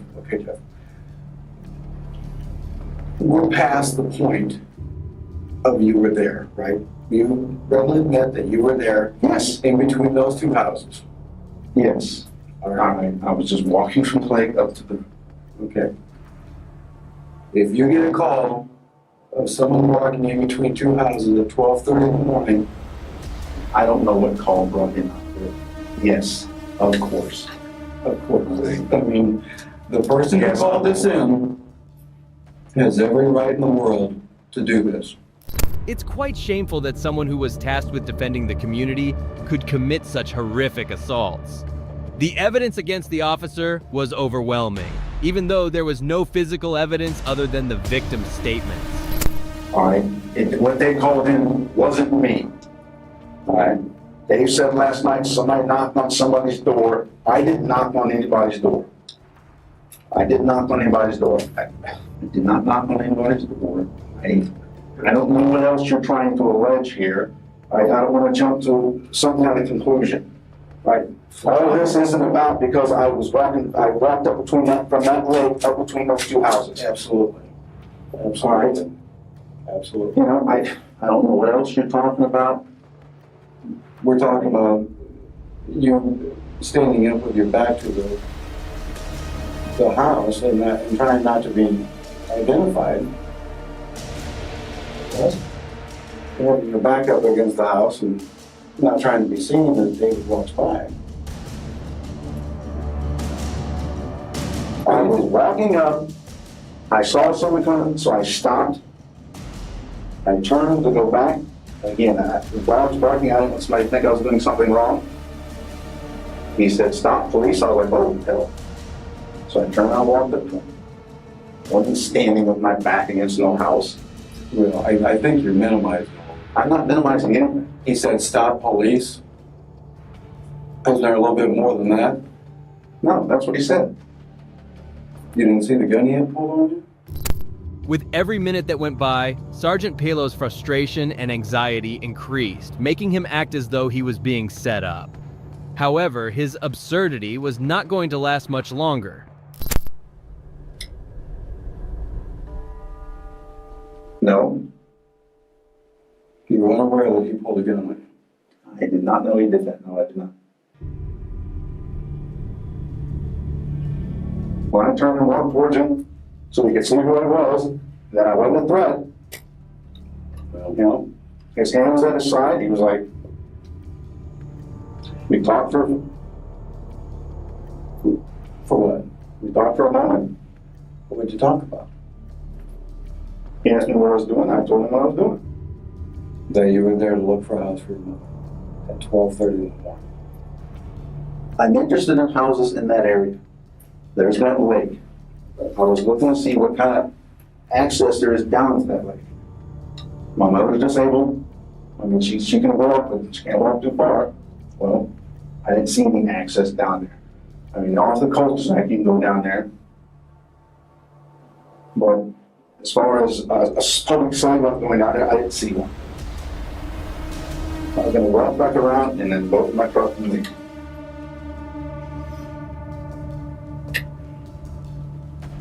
See, you know all the things we say. You've been sitting in this chair before. All I'm saying is that what you need to do is think about just exactly what you're saying. Before you answer, before you jump back with a conclusion, Jeff, you need to think about what you're saying. You need to think about what the scenario was right there. You know, you may be honest with him. Haven't you done? Although Palo was seen as a calm and cool-headed police officer, his rage started to show during this interrogation. Eventually, it became clear that he was having difficulty hiding his shame and guilt of having brutally molested innocent women. I mean, I think I need to take it a step further. Okay, because the lady scared to death. Scared. I don't know nothing about the lady. I'm telling you, she was scared to death. She was an absolute basket case. It wasn't for me. What? Yes, you were in between the houses. You were in between the houses. What if this would have happened? I walked up between the houses and Zeman was there. That's the only time I went between the houses. What if this would have happened? Would you be a little bit concerned? Something to her? But I don't understand what you're saying. The only time I walked between those two houses was when I was walking from the lake and up. But that's where you and that's when I met Zemer. That's where you and Officer Zemer are different in what you said. But whatever the lady was scared of, it wasn't me. It was you. How could it be? The only time I was between the houses when I walked up and Zemer was there, she'd already called. Jeff, Zemer had already been throughout the whole area. You were the only person there. It was 12:30 in the morning. All right. It was 12:30 in the morning. The only time I walked up between the houses, all right, those two houses, was when Zemer came in. All right? I mean, I walked from the lake, between the houses, there's Zemer. Obviously, I'm not the one scared of women because that's the only time I was there. Additionally, Janelle told the police that she had previously interacted with this officer. She recalled an incident where a man wearing a black mask broke into her house, but left as soon as her partner used a baseball bat to challenge him. It was obvious that she was being stalked for quite some time now. But you wanted out of there quick. You didn't stop and you said, I'm here looking. You think it, let's just run all the way down the line. He's on a call. I'm not going to stay there and talk to him with you, Jeff. Think about it. I mean, it is just right down the line. Right down what line? I mean, he's called out there. All right. There's nobody else out there but you. This lady has someone prowling around her windows. She's a very attractive young lady. It wasn't me. I wasn't prowling around anyone's windows. I wasn't prowling around at all. Again, when the dog's barking, I said, well, I need to go up by the road, and that's when I walked between the houses. Well, what makes you decide to go look at a house at 12:30 in the morning? I wasn't looking at the houses. I'm interested in a house in an area. I was looking at that lake. When Officer Zemer arrived at Janelle's residence after receiving the woman's call, he saw someone standing with their back to a nearby house. Officer Zemer asked the individual to walk towards him, but the individual turned around and started to walk away. Do anything wrong? We as police officers and we as human beings know the difference between right and wrong.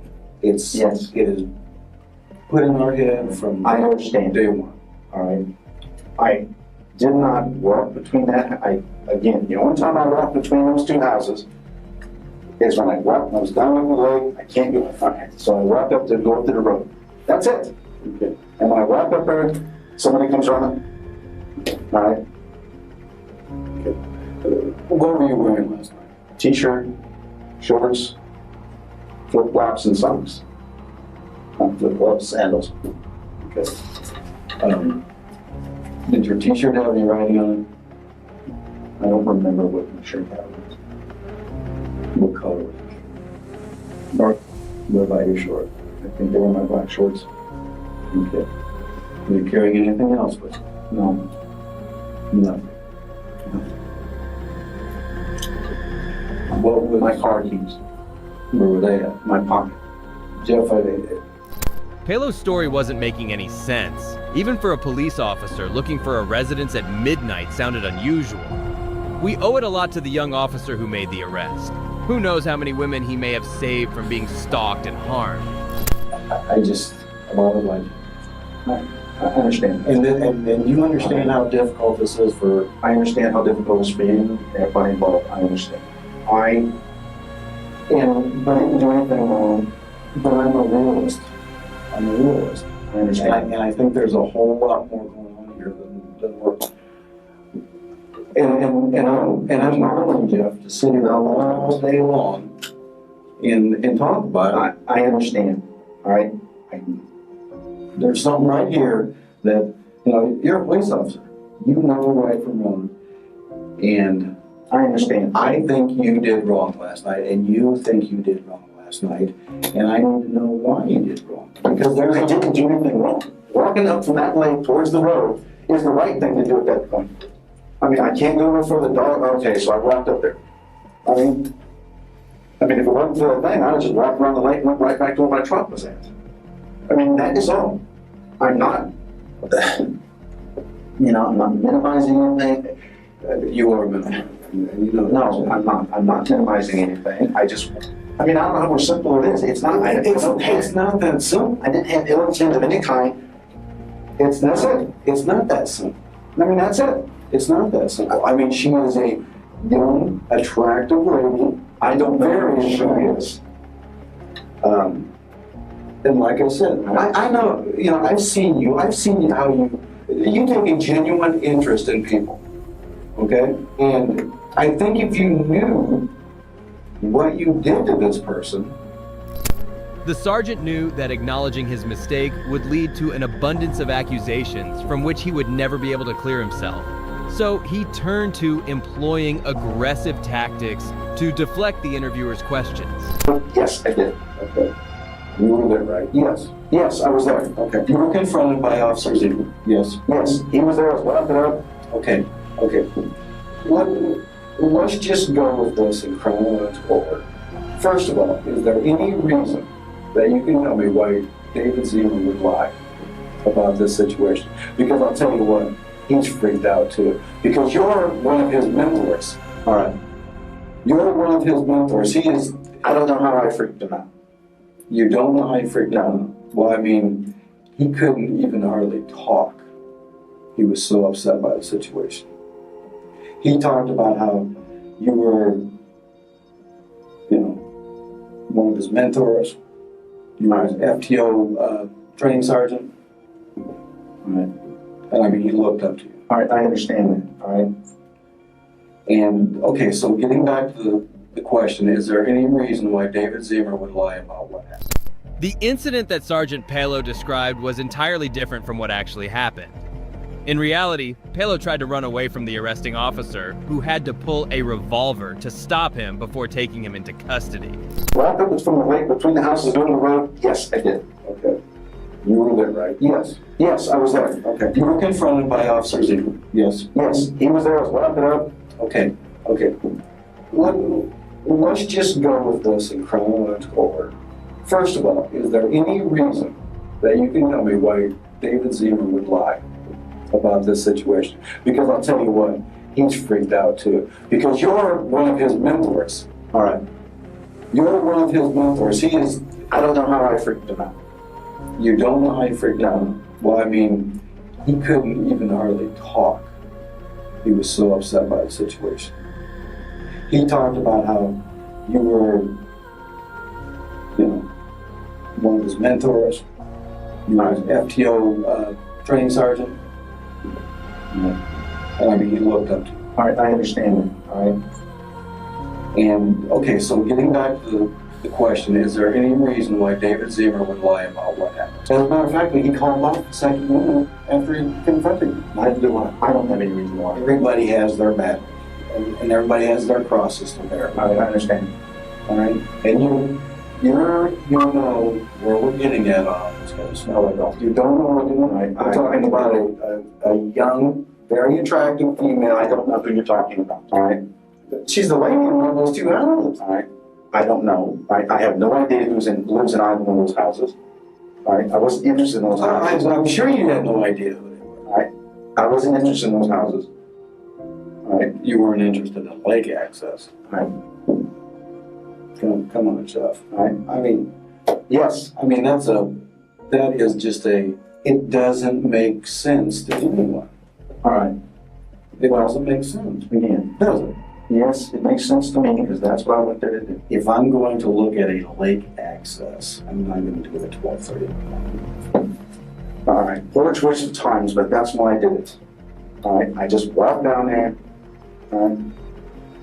You're, what are you, 17 years? Yeah. 17 years of being a police officer. I understand. And you don't think that is a severe error in judgment to be in between two houses at 12:30 in the morning? All I was doing was walking from the lake to the road. Officer Zimmer was having a difficult time believing that his mentor was the one being taken into custody, and that too, for such a horrible act. Palo, on the other hand, demonstrated how selfish his acts were by his behavior. All right. You're implying that I'm doing something mischievous between these houses, and all I'm doing is walking from the lake up to the road. That's it. That's exactly what I'm implying, Jeff. That's it. That's all I'm Because doing. Officer Zimmer, who you agreed to, says has no reason to lie about this, says that you were up against the house, and he had to call for you 3 different times. No, he didn't call 3 different times. And then you turned around and walked the other way. Okay? Well, I saw the figure standing there, I was like, I just turned and walked back. What did he say to you then? You turned around and you walked back. What did he say to you then? Stop, police. And what else was he saying to you? Stop, police. Let me see your hands. I don't recall everything he said. He said, stop, police. I realized, where's the police? So I turned and walked back.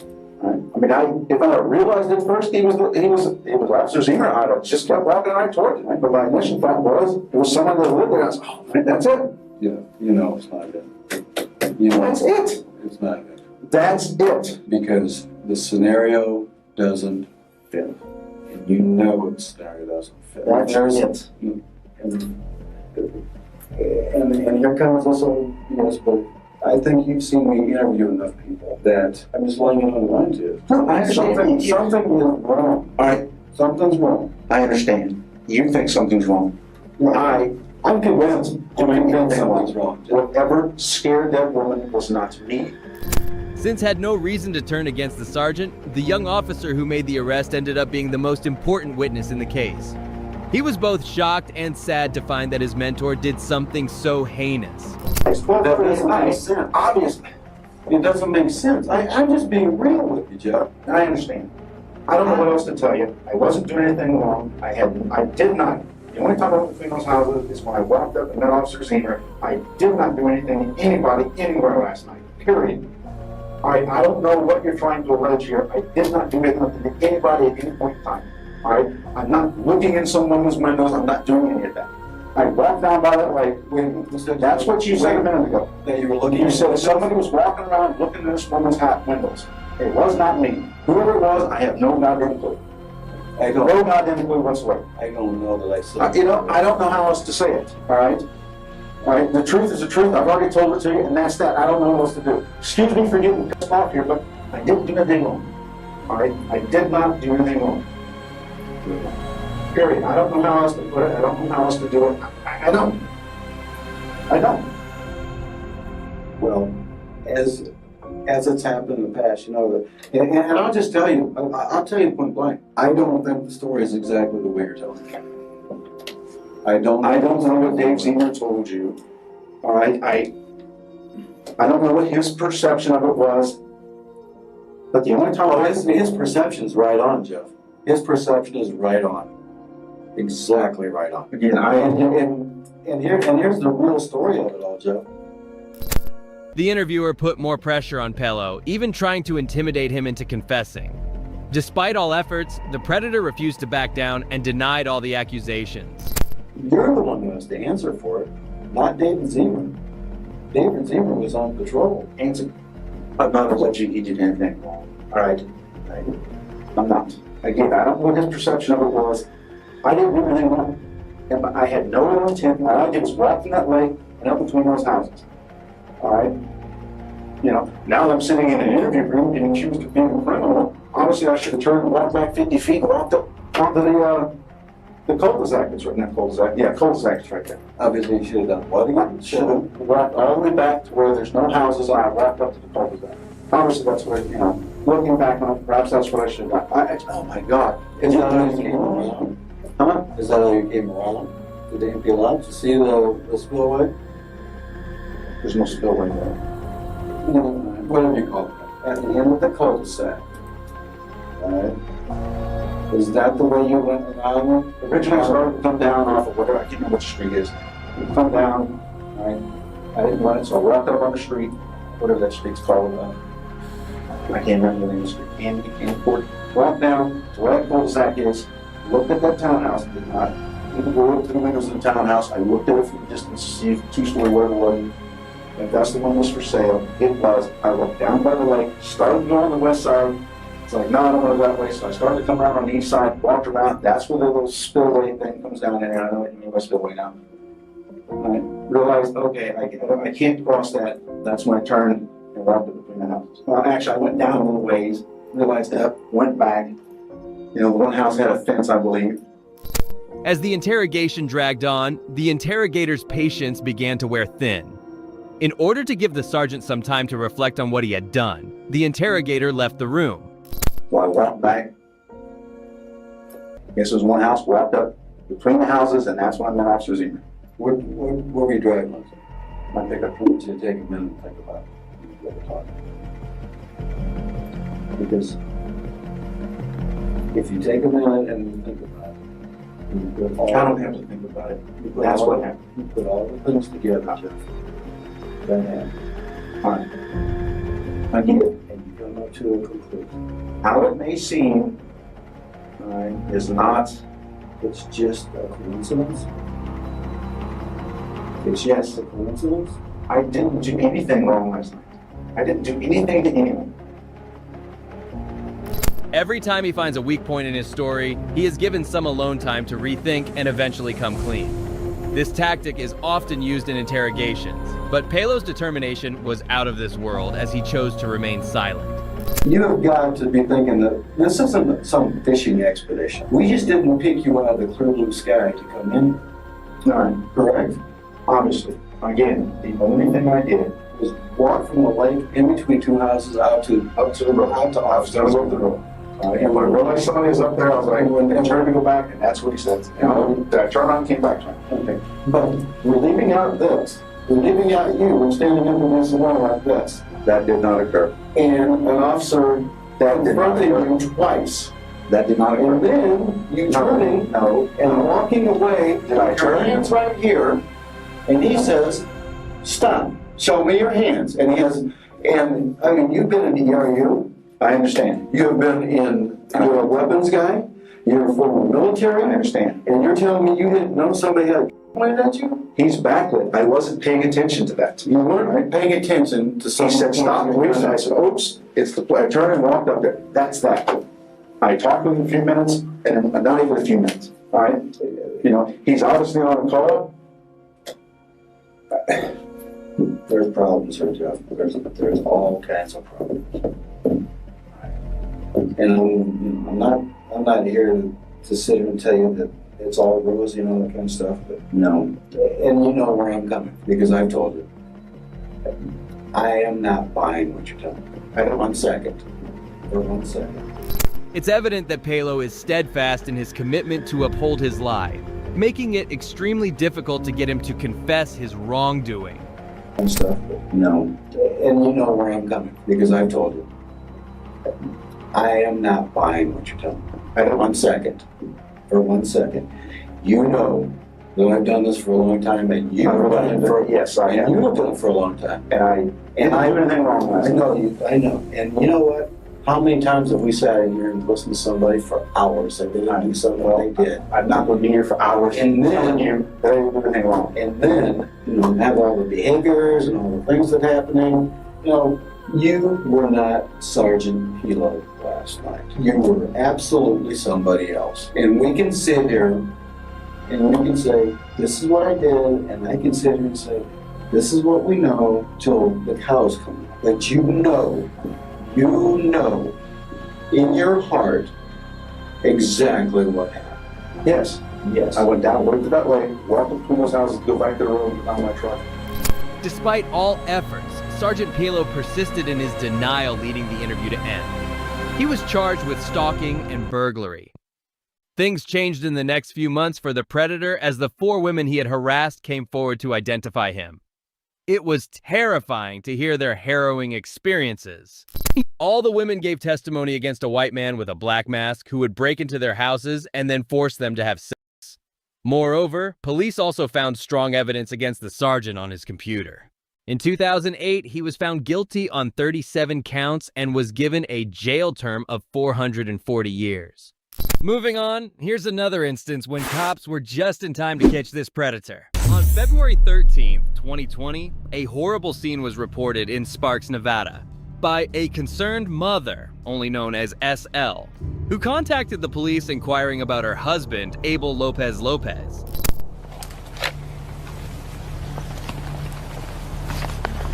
On your right. Okay.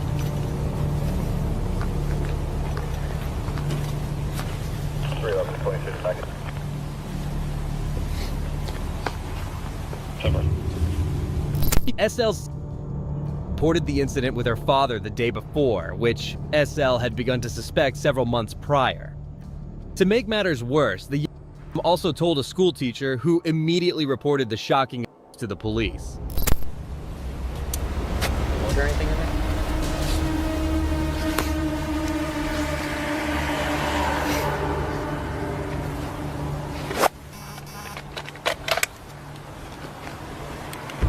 SPD patrol officers and other area law enforcement were alerted to a possible hostage situation after SL's 16-year-old daughter, TG, called 911. She had received text messages from SL saying that Lopez was threatened. Police! Go down! Shit!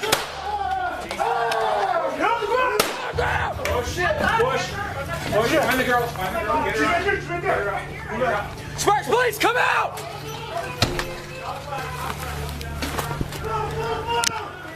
Blue, coming out! Shots fired, shots fired.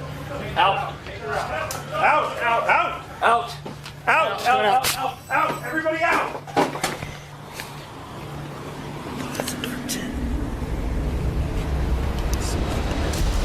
Looking for any blood?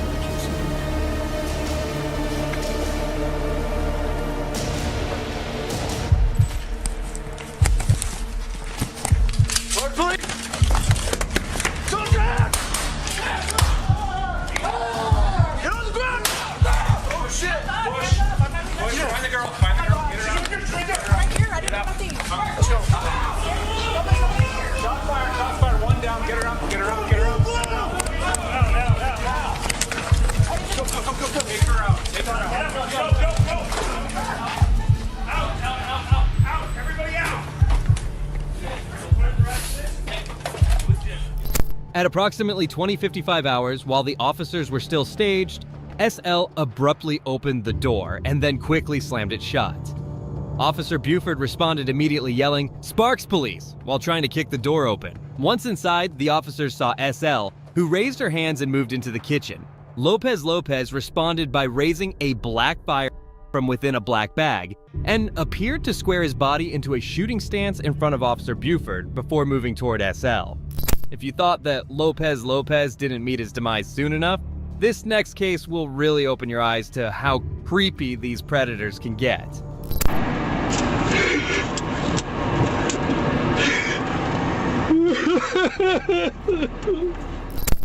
On March 24th, 2023, Deputy Kivoto responded to a call about a disturbance from a woman. Turned out that an old acquaintance, Tom, that she knew from the past became obsessed and exhibited stalker behavior. This obsession turned lethal when Tom tried to break into the victim's home. So I was best friends with him for 7 years, and then never in a relationship, nothing else. So it's just a friend. And it was, but we haven't talked for years, and he kept showing up. Is he welcome to your home? No. Have you ever invited him here? No, he was my best friend for 7. He's even met him before, and then he just lost his. Our friend 3 years ago. 2 years ago? Yeah. I haven't seen him in 2 years. Just kind of infatuated with her and... Yeah. You haven't seen him in 2 years? But he keeps popping up. I stopped talking to him in 2 years. I got these... Have you told him not to come around? Yeah, plenty of times. He was in his back patio? Yes, he was in the back patio. And he was trying to get through the... Oh, yeah. He looked through the window, this window, was looking through all the windows, and I saw him there. I told to run because he kept on trying to have a conversation and trying to pull my... When Kivoto arrived on the scene, Tom spotted early enough and fled the scene. This is why at first the victim gives her side of the story and the mental torture she was subjected to. Pull the fucking door open. Was he doing anything else to the door besides trying to pull it open? Well, he was banging on the window. He was banging on the window? Yeah, to the point where I thought he was going to break the glass, so I sent my daughter into the room and told her to lock the door. Okay. Yeah. Were you scared? Yeah. He's an ex-Marine. Okay. Yeah. What do you think would have happened if you were gotten in it? I feel like, honestly, he's become so obsessive and wants to talk to the point where I've done everything. He's like, fine, I'm just gonna go. So he leaves and runs and hops on in his truck and speeds off down the street.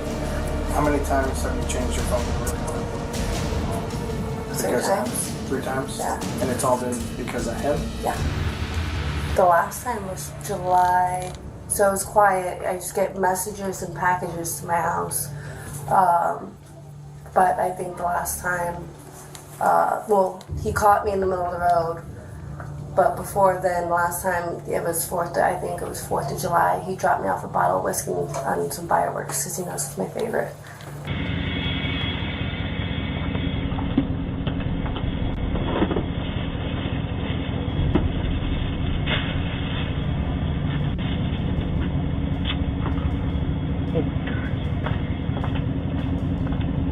The victim continues to delve into the details of all the strange things Tom chose to do. Adding to this, the Ring camera footage confirmed Tom's obsession with the victim. Officers intercepted Tom and performed a traffic stop to place him under arrest. You need to record this? Huh? No. I have to record all presentations. Okay. She said, I don't want to be friends anymore. You've pushed it too far, which I didn't think I'd asked that many times, but okay. I think she blocked my number, so I tried emailing her. And she blocked me on that, and then she blocked me on all social media, so, I've had no way to contact her except to show up. And here's the funny and confusing thing, that she's told me before that if I ever really just wanted to talk to her, then to just come talk to her. She's told me that in the past. And like I said, man, I really wasn't trying to cause any trouble. I really just wanted my best friend to talk to me. And now I'm sitting here with you, with cuffs on, and the back of a cruiser, my truck's been towed. Dude, I was just trying to see if I could talk to her, and if not, I was gonna go about my day, go about my life. That's it. That's all I was trying to do. I wasn't trying to create a problem, man. I was actually trying to solve one, at least. Tom, obviously in distress in the back of the cruiser, starts to explain himself and his side of the story unnecessarily. But none of these things help justify him as guilty.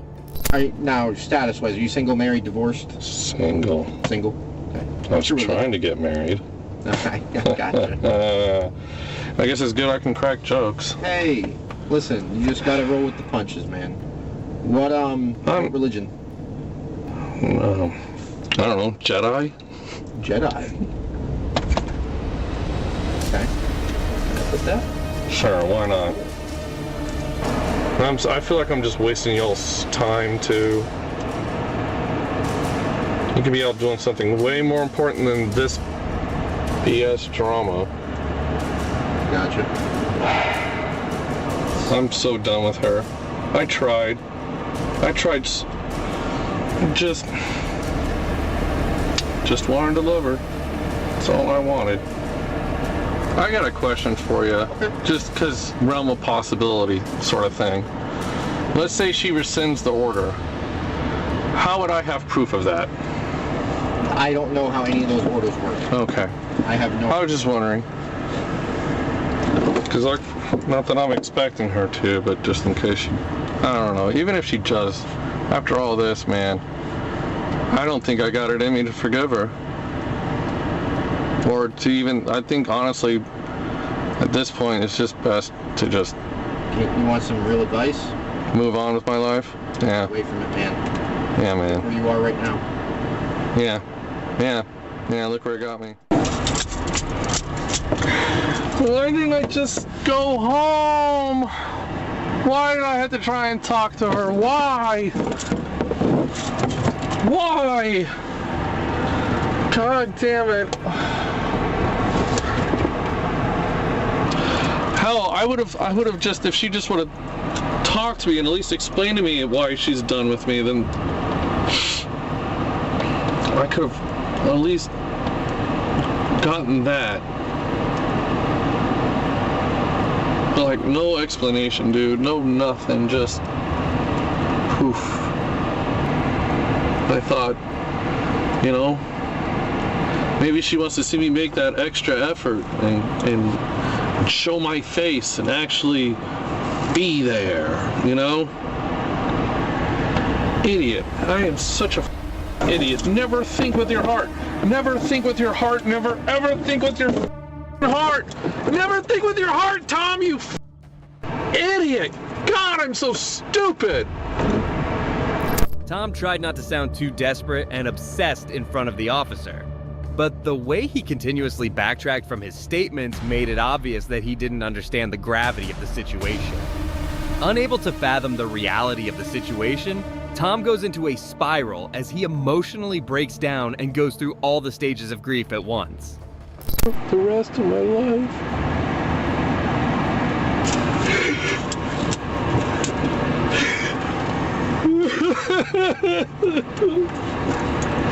I loved her so much. Why won't you fucking talk to me? Just want to be my friend.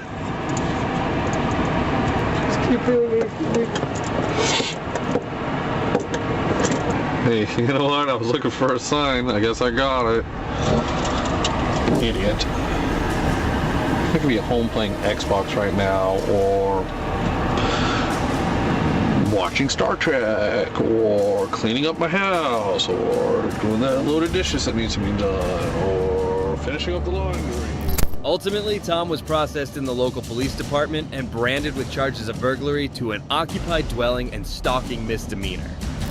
If you didn't think that Tom and his awful stalker behavior wasn't bad enough, wait until you see the havoc this next predator caused. Okay, turn around, put your hands behind your back.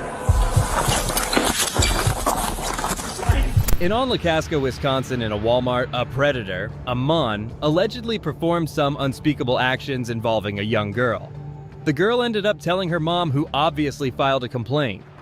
On 29th October 2022, after concluding a 5-month investigation, police visited Amon at the local lacrosse bar where he worked. Josie, Officer Flatton. This was a little bit more urgent for me, so I decided to just come down and talk to you here. I need to talk to you about an incident where you're my suspect. Okay. Do you have any idea what I'm referring to? Okay. You ever been to the Onalaska Walmart? Okay. In May, we got a complaint from a parent and a young girl at the Walmart in Alaska that involves you. Anything ring a bell to that? Okay. Have you ever been at the Walmart where you got chased out of the store? No? Okay. So we've got video of you getting chased out of Walmart by a mom. I would doubt that. Huh? I don't.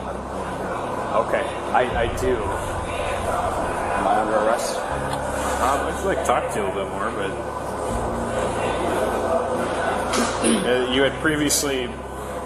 Would you agree that this is you? No? Okay. Is this your truck? Definitely not. No? The police get straight to the point, and we can tell that the blood drains from Amon's face as he tries to lie out of his teeth when he showed video proof of himself. Okay. You don't think that resembles you in the slightest? No? I'm not going to agree to that. Okay, so the incident is that you reported to us that you had grabbed a child's buttock in a grocery aisle. No? Okay. So we reviewed video and watched the suspect of this whole thing prior to this incident with the juvenile. Was inside Subway, bought a sub sandwich, used your debit card. Okay. Somebody used my debit card, you said? You. In a Subway? Yep, on Alaska Walmart Subway. So walked into the store, the vestibule, goes to the Subway, gets some food, eats and stuff, and goes into the store. Okay. You still want to tell me you have no idea what I'm talking about? This may be the stupidest predator we've seen yet. The cops have him dead to his rights and lay out all the facts in front of Amon. Yet, he chooses to act clueless. Okay, turn around, put your hands behind your back.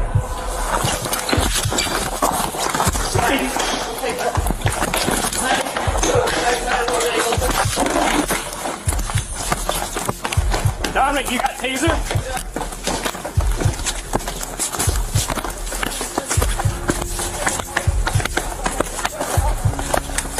Stop! You stop! Stop! Get on the ground.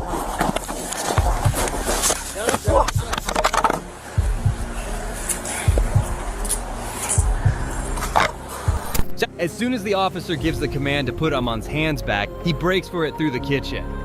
But still, no match for the superior speed of the cop.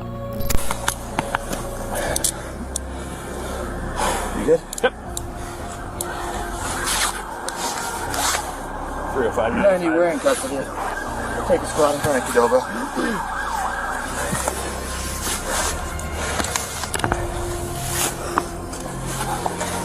You're under arrest for both of them. Do you have any questions? Josie? Are you injured at all? I don't know. Okay. I think I'm sick and I need help. What do you mean? Like you're gonna puke right now or something else? Something else. Alright. We're gonna sit you up, bud. Roll over your side. This way. Amon in this compromised position immediately started playing the mental disease card to try and save some face for the jury, perhaps. All the while admitting openly to his crimes, too. On your butt. We'll stand you up in the count of 3. You ready? 1, 2, 3.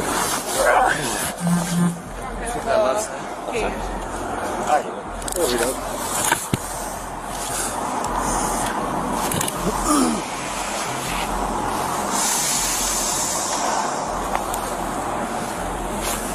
Josie Amon was then brought to the back of that unmarked police car and taken to a local jail. He was charged with first-degree sexual assault and resisting an officer. Eventually, Amon was released on a signature bond. Amon was taken to a local jail where he was charged with first-degree sex and resisting an officer. He was later released on a signature bond. Online court records show 30-year-old Josie Amon was charged Decroy 15 with first-degree child sex and resisting an officer. Amon's actions were inexcusable. Whilst in this next case, we learn that age plays no part in how sinister these predators can be. Hey, let me see your hands. Get on the ground right now. On May 11, 2024, Oklahoma City police a distress call about a kidnapping and auto theft as well. But what made matters exponentially worse was that twin babies were strapped in the back of the car. The suspect, Chance Sanders, sped away with the car and managed to flip it. Thankfully, the babies were okay. Police arrive on the scene of the flipped car. He's running this way. He's using a black t-shirt.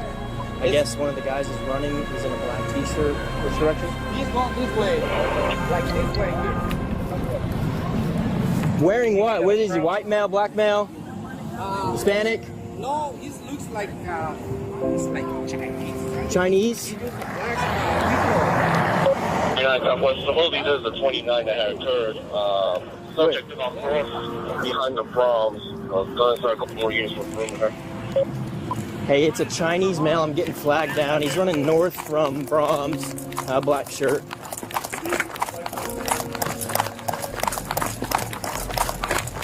Black shirt, blue jeans. Hey, you guys on him? No, but there's a lot of people pointing the direction northbound. Since Chance took off on foot, it had left the officer no choice but to initiate a pure assault on foot and chase this scum of humanity down. Hey, did you see somebody running? Okay, I've got like northwest from Brahms, possibly this church. I'm getting flagged down 25th. Which way? Which way?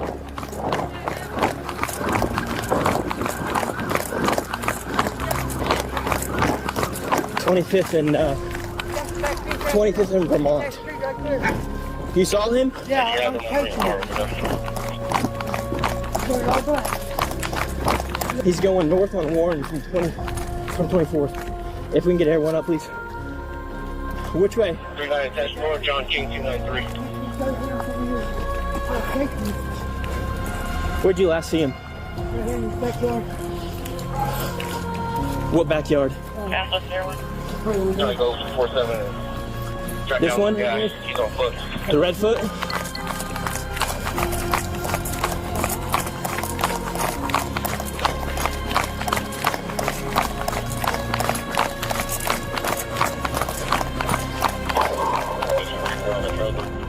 Good Samaritans who understood what was happening with the situation helped to point the officers towards the direction of Chance. Come up, possible. Going southbound. SUVs.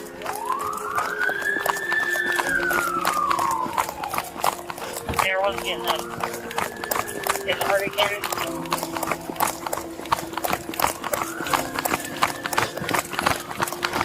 Hey, you saw that? You saw him get in the Porsche? I'm in the area. I'm listening to his neighborhood. I'm at 19th and Meridian area. I'll look for the Porsche. Right here, Nor 191. Hey, he's iffy on that trend, so just be wise. Go. His house up here past Vermont. Yeah. What's that? Did you say you have him or you don't? Since Chance had gotten away by stealing another car, it left the officer no choice but to get in a squad car and chase his suspect down. That black shirt up there? Guy walking, black shirt. Where you at now? 26 and 1. You clearing the car, trying to make sure it's not hidden? No. Yeah, I checked the trunk in the back seat. There's nobody. Okay. Take me to that house in the corner on 26 and Warren. 26 and 1. 6-9, I'm going 97. Where do you guys need me? What is everybody running? Hey, we're getting some stuff here at 26 and Warren. Start making some units. Go, go, go, go. There he is. There he is. There he is. Hey, let me see your hands. Go on the ground right now. Hands out. Please, I'm taking cuffs. I don't care. Keep your hands out. Don't move. In custody, 26 and Warren. Chance Sanders was arrested on charges of kidnapping, larceny of auto, and leaving the scene of an accident. According to online court records, Sanders is being held on a $250,000 bond. A preliminary hearing is set for June. If the horrific events that took place with Sanders weren't enough for you, just wait for how this next Karen ruined her entire case. Just follow those instructions. Just relaxing, handsome. Do you have any vehicle? On April 22nd, 2024, Ida Ann Lorenzo, a 48-year-old Karen, approached the St. George Police Department in hopes of getting some help regarding a group of teen girls who had caused her to be a target of cyberbullying. But what police discover after they begin their investigation is what's truly surprising, especially for Lorenzo. Well, no. Are you Ida? Yes. Hi. Hi. Good. Good to meet you. So, these little girls have continued to incite a mob, and I've been harassed all day. Not only did you take it, they took it down from St. George Post and her Facebook, but now she put it on Instagram, and now she put it on TikTok. Okay. No, so remember you look at my Instagram account, and they've been harassing me all day. So I turn notifications off and everything, but they are trying to reach out to they're inciting someone that reaches out for personal information to people to get their personal information, or someone that is known to like hunt people down. Okay. FBI? Not FBI, but someone that can, I don't know, It's just a person that will either reach out to communities or through various ways they are able to obtain information and they share it. As like a private investigator? Yeah, as a private. Whether the goal is to get somebody fired, to something like that. They continue to tag this guy and reach out to this guy to find it, my personal private information. Sure. And all of my stuff is usually private anyway. I don't normally disseminate my stuff out there. I told them who I was because not only were there minors involved that were all seated around me, but my son was present as well. And so that's the only reason why I was like, listen, charges can happen. You're hanging out, your private parts are hanging out in private in front of minors. That's not something that you should take lightly, cover up. But it doesn't give them the right to disseminate my information publicly like that and to try to harass me to the extent that I've been having it. I believe I'm 100% in believing in freedom of speech but when you omit, delete, and make it seem like one situation is totally different than the other and then accuse me of something without the facts, at some point something needs to be done, it needs to be stopped, and they have a reputation for doing this. Lorenzo explains her side of the story and acts like the heroic mother who was just trying to protect her son and other minors from indecent exposure. But the way she goes about doing that is what's most concerning. The video she posted has currently reached 517,000 views. Damn. Yeah. Okay. It just kind of blew up. People it's are far her most viewed video. It just kind of. And it's because she's putting me out there as a sex predator. Karen. Just the hard part is even if it's edited, omitted, deleted, obviously you could be looking at slander if it's not completely true, but the fact that you did touch her skirt, she can claim, if she wants, she can claim sex, right? Mm-hmm. She hasn't. There's no legal investigation right now on either of you. Nobody's in trouble right now for any of that stuff, but it would have to be founded, right, on both ends, right? We know that you saw this, but we don't have any video evidence of her hanging out. We don't have any witnesses that have come forward and said this is what's happening other than there's documentation for it, that kind of thing. But because of the sensitivity of the nature, and everyone thought she was a because she did look like a and there was a ton of kids. It was the high school ball. Did you think she was a minor? Yes, I did. I actually thought she was, and that's why I was like... I just don't understand. So I don't understand why you went up and touched her. I didn't touch her as a person. I mean, you confronted... But you see how that looks, right? I got a standing ovation from everyone that was seating behind me. That's totally beside the point. This Karen thought that her actions were justified because of her situation and that she was above the law. But that wasn't the case at all. This whole matter needed to be looked at and reviewed before any decisions could be made. It's protecting a kid by covering their private parts. Correct, but that's not your job to do. Well, they weren't covering up, and call us. That's what I was trying to tell you. I was trying to. You could see me on the video trying to dial the phone. It would take too long for us to get there, so you did. No, that's what But I was trying to dial you guys, but because they had everyone storming in, and you could see how they were being. They thought she was battered. That's her claim. That's her claim. That's her claim. And all she knows is somebody grabbed her from behind. No, because I told her that her parts were hanging out. And then when nothing was being done and all the little kids behind me were just staring, that's when I proceeded to cover, and I was trying to dial. I mean, you see me on the video where I have my phone in hand and I'm trying to dial, but I couldn't even dial. And then that's when the owner was coming up. So it's all I understand that perception. there's inappropriateness with how she's dressed. I can totally understand that portion. I can understand that things got blown out of proportion, and I can understand your standpoint from it. But I guess, what do you want me to do? Well, the post needs to come down, and they need to stop. That's freedom of speech. There's no crime. Not when they can say whatever they want. No, but I mean, they're reaching me at, I mean, all their little friends. Have you told them to stop talking to you? No, because. Try that. No, because then that is me instigating them. But that's the only way that they can be harassing you. If you tell them to not contact you and then they contact you, then that's criminal. Well, if you don't say anything and you're engaging in it, then this is just a civil banter that. The unfortunate thing is you're held to a little bit higher standard than that. Oh, but then if I engage in a conversation, then that makes it appear like you don't have to. I am. I'm just telling you, I can't do much. Legally, there is no. I can't tell them to stop posting anything. So what would be it's your freedom of best speech. advice for her to stop? Should she come up with a pre?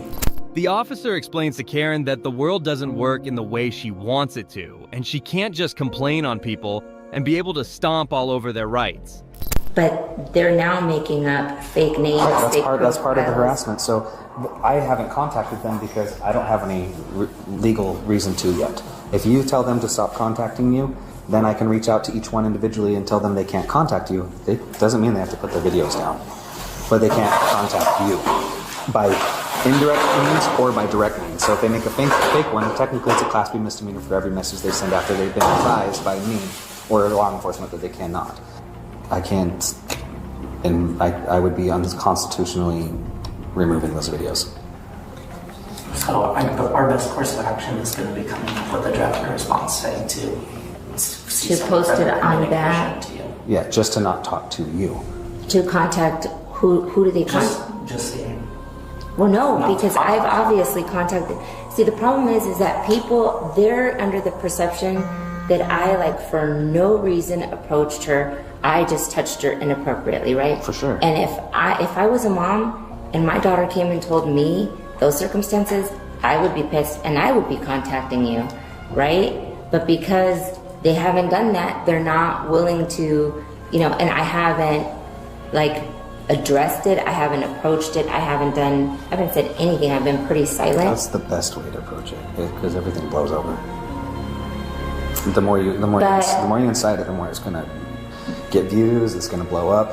Then the problem you're going to run into is if she comes to the department because of this and she decides that she wants to go sexual battery against you, it's going to be her word versus yours and your word versus hers for the lewdness, and I'm going to end up submitting charges for both of you to an attorney for them to decide, because I wasn't there, I don't have witnesses, I don't have documentation, I have a video of it potentially is edited, I'm not going to use that as evidence. So that's what we could. I mean, each of you could equally be investigated right now. I would prefer that. The cop very professionally handled the situation, explaining in detail how each scenario could play out and how it was a lot better for Lorenzo to try and avoid this situation. Due to the lack of evidence, both parties can be equally judged. Now we're in a limbo where you have acted in a capacity that was also inappropriate and illegal. Technically, as it is a crime. You cannot touch somebody if they do not want to be touched, and especially if it's in the area. If you pull her skirt down, and that's touching her. Well, I didn't touch her. Skirt is. Her skirt was way beyond her. I mean, I'm saying what was she say? About her privates. What will she say? And the classification for disorderly conduct for you touching her is nothing but Class A. And how do we prove that? Well, just contact your employers, let them know the situation. He's like, my son should not see that. And he goes, if I reported that. And that's how we got into the whole conversation with everyone seated in the area. And that's how we assessed they were all minors except for that dad. I'm a parent. I understand where you're coming from. I would not want to see that either. I don't want my kids to see that. Yeah. But I can't approach that myself. That's what the even me, and she's being lewd. I don't have the right to cover her up. I can take her to jail, but I don't have the right to touch her or cover her up because I feel that's what's.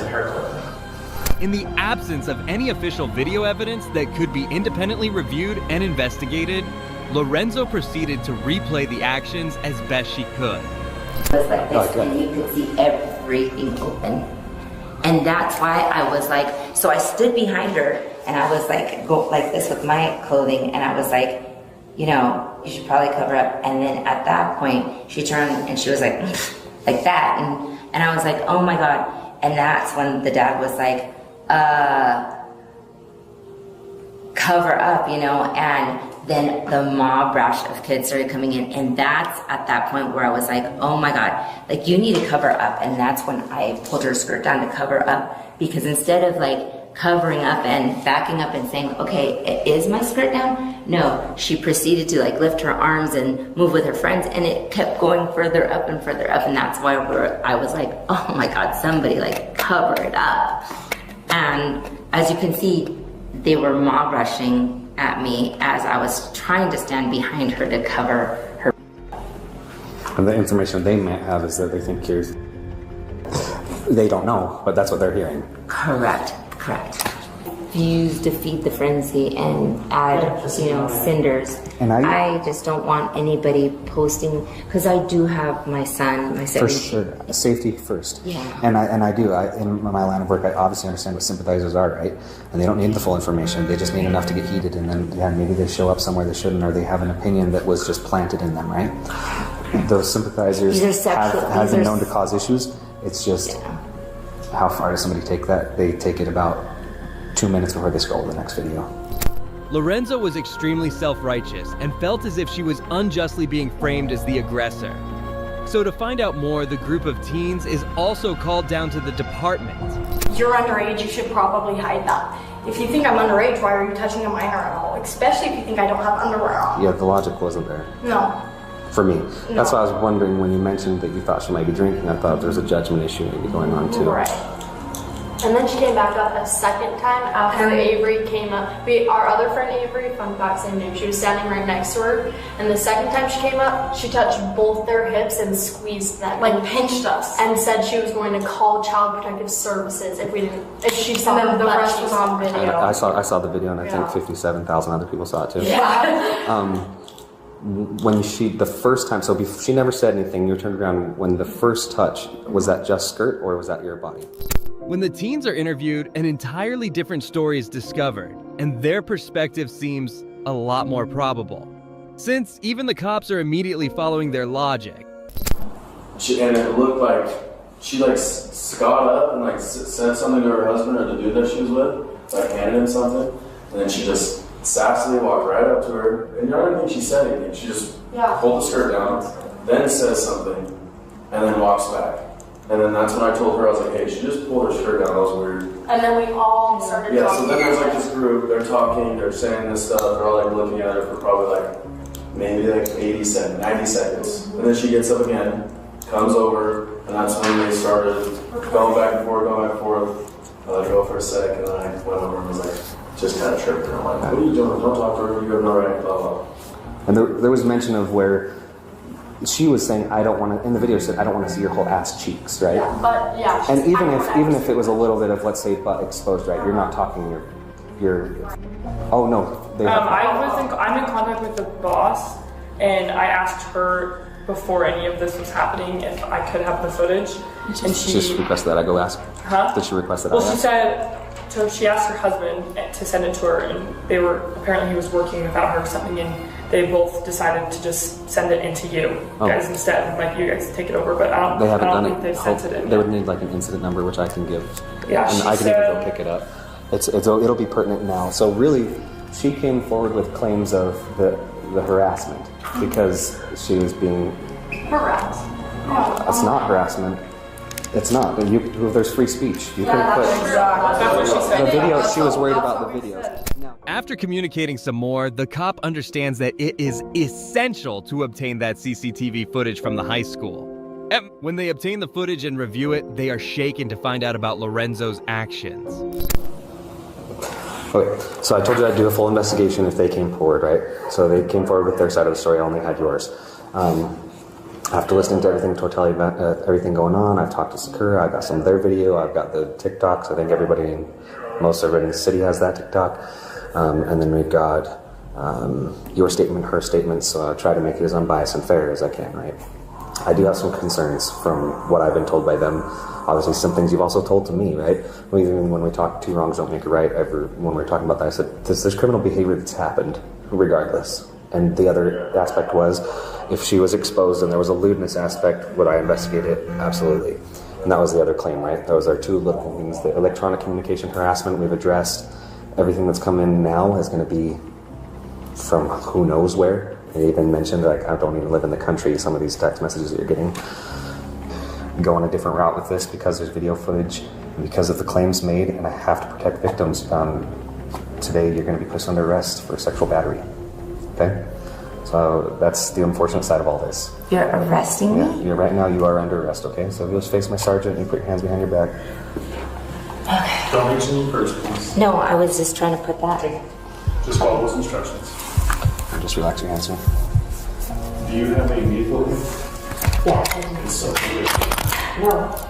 We can keep it protected. Call, come get your car. I'm sorry, what? Is there somebody we can call for you to have them come pick up your vehicle? Yeah. Okay. Who is it you want? Probably my 17-year-old at home. So. Control. Just double walk so they don't cinch your button. It hit Karen a little late how deep a hole she had dug for herself until she actually had to confirm with the officers that she was the one being arrested. She expected a different outcome, considering she's the one who complained. What should I do? Well, I mean, honestly, I was honestly thinking she was on my, and she should probably keep it covered because of the kids that were. But also, a minor to minor is a lot different than an adult to a minor. It'd be worse if she was an adult, no? Well, no, I was looking at it from a mother's perspective, like. What do you have any type of pocket? I don't. Yeah, I do. I'll just search those instead of going into everything. The Utah woman charged with sexual battery after allegedly yanking down a teenager's miniskirt in a St. George restaurant lost her job with the state the day after she was charged. Well, that brings us to the end of this video. These moments highlight the crucial role of law enforcement in safeguarding the innocent. If you agree with me, please consider showing your support by liking this video, and also make sure to subscribe to stay informed about future cases like these.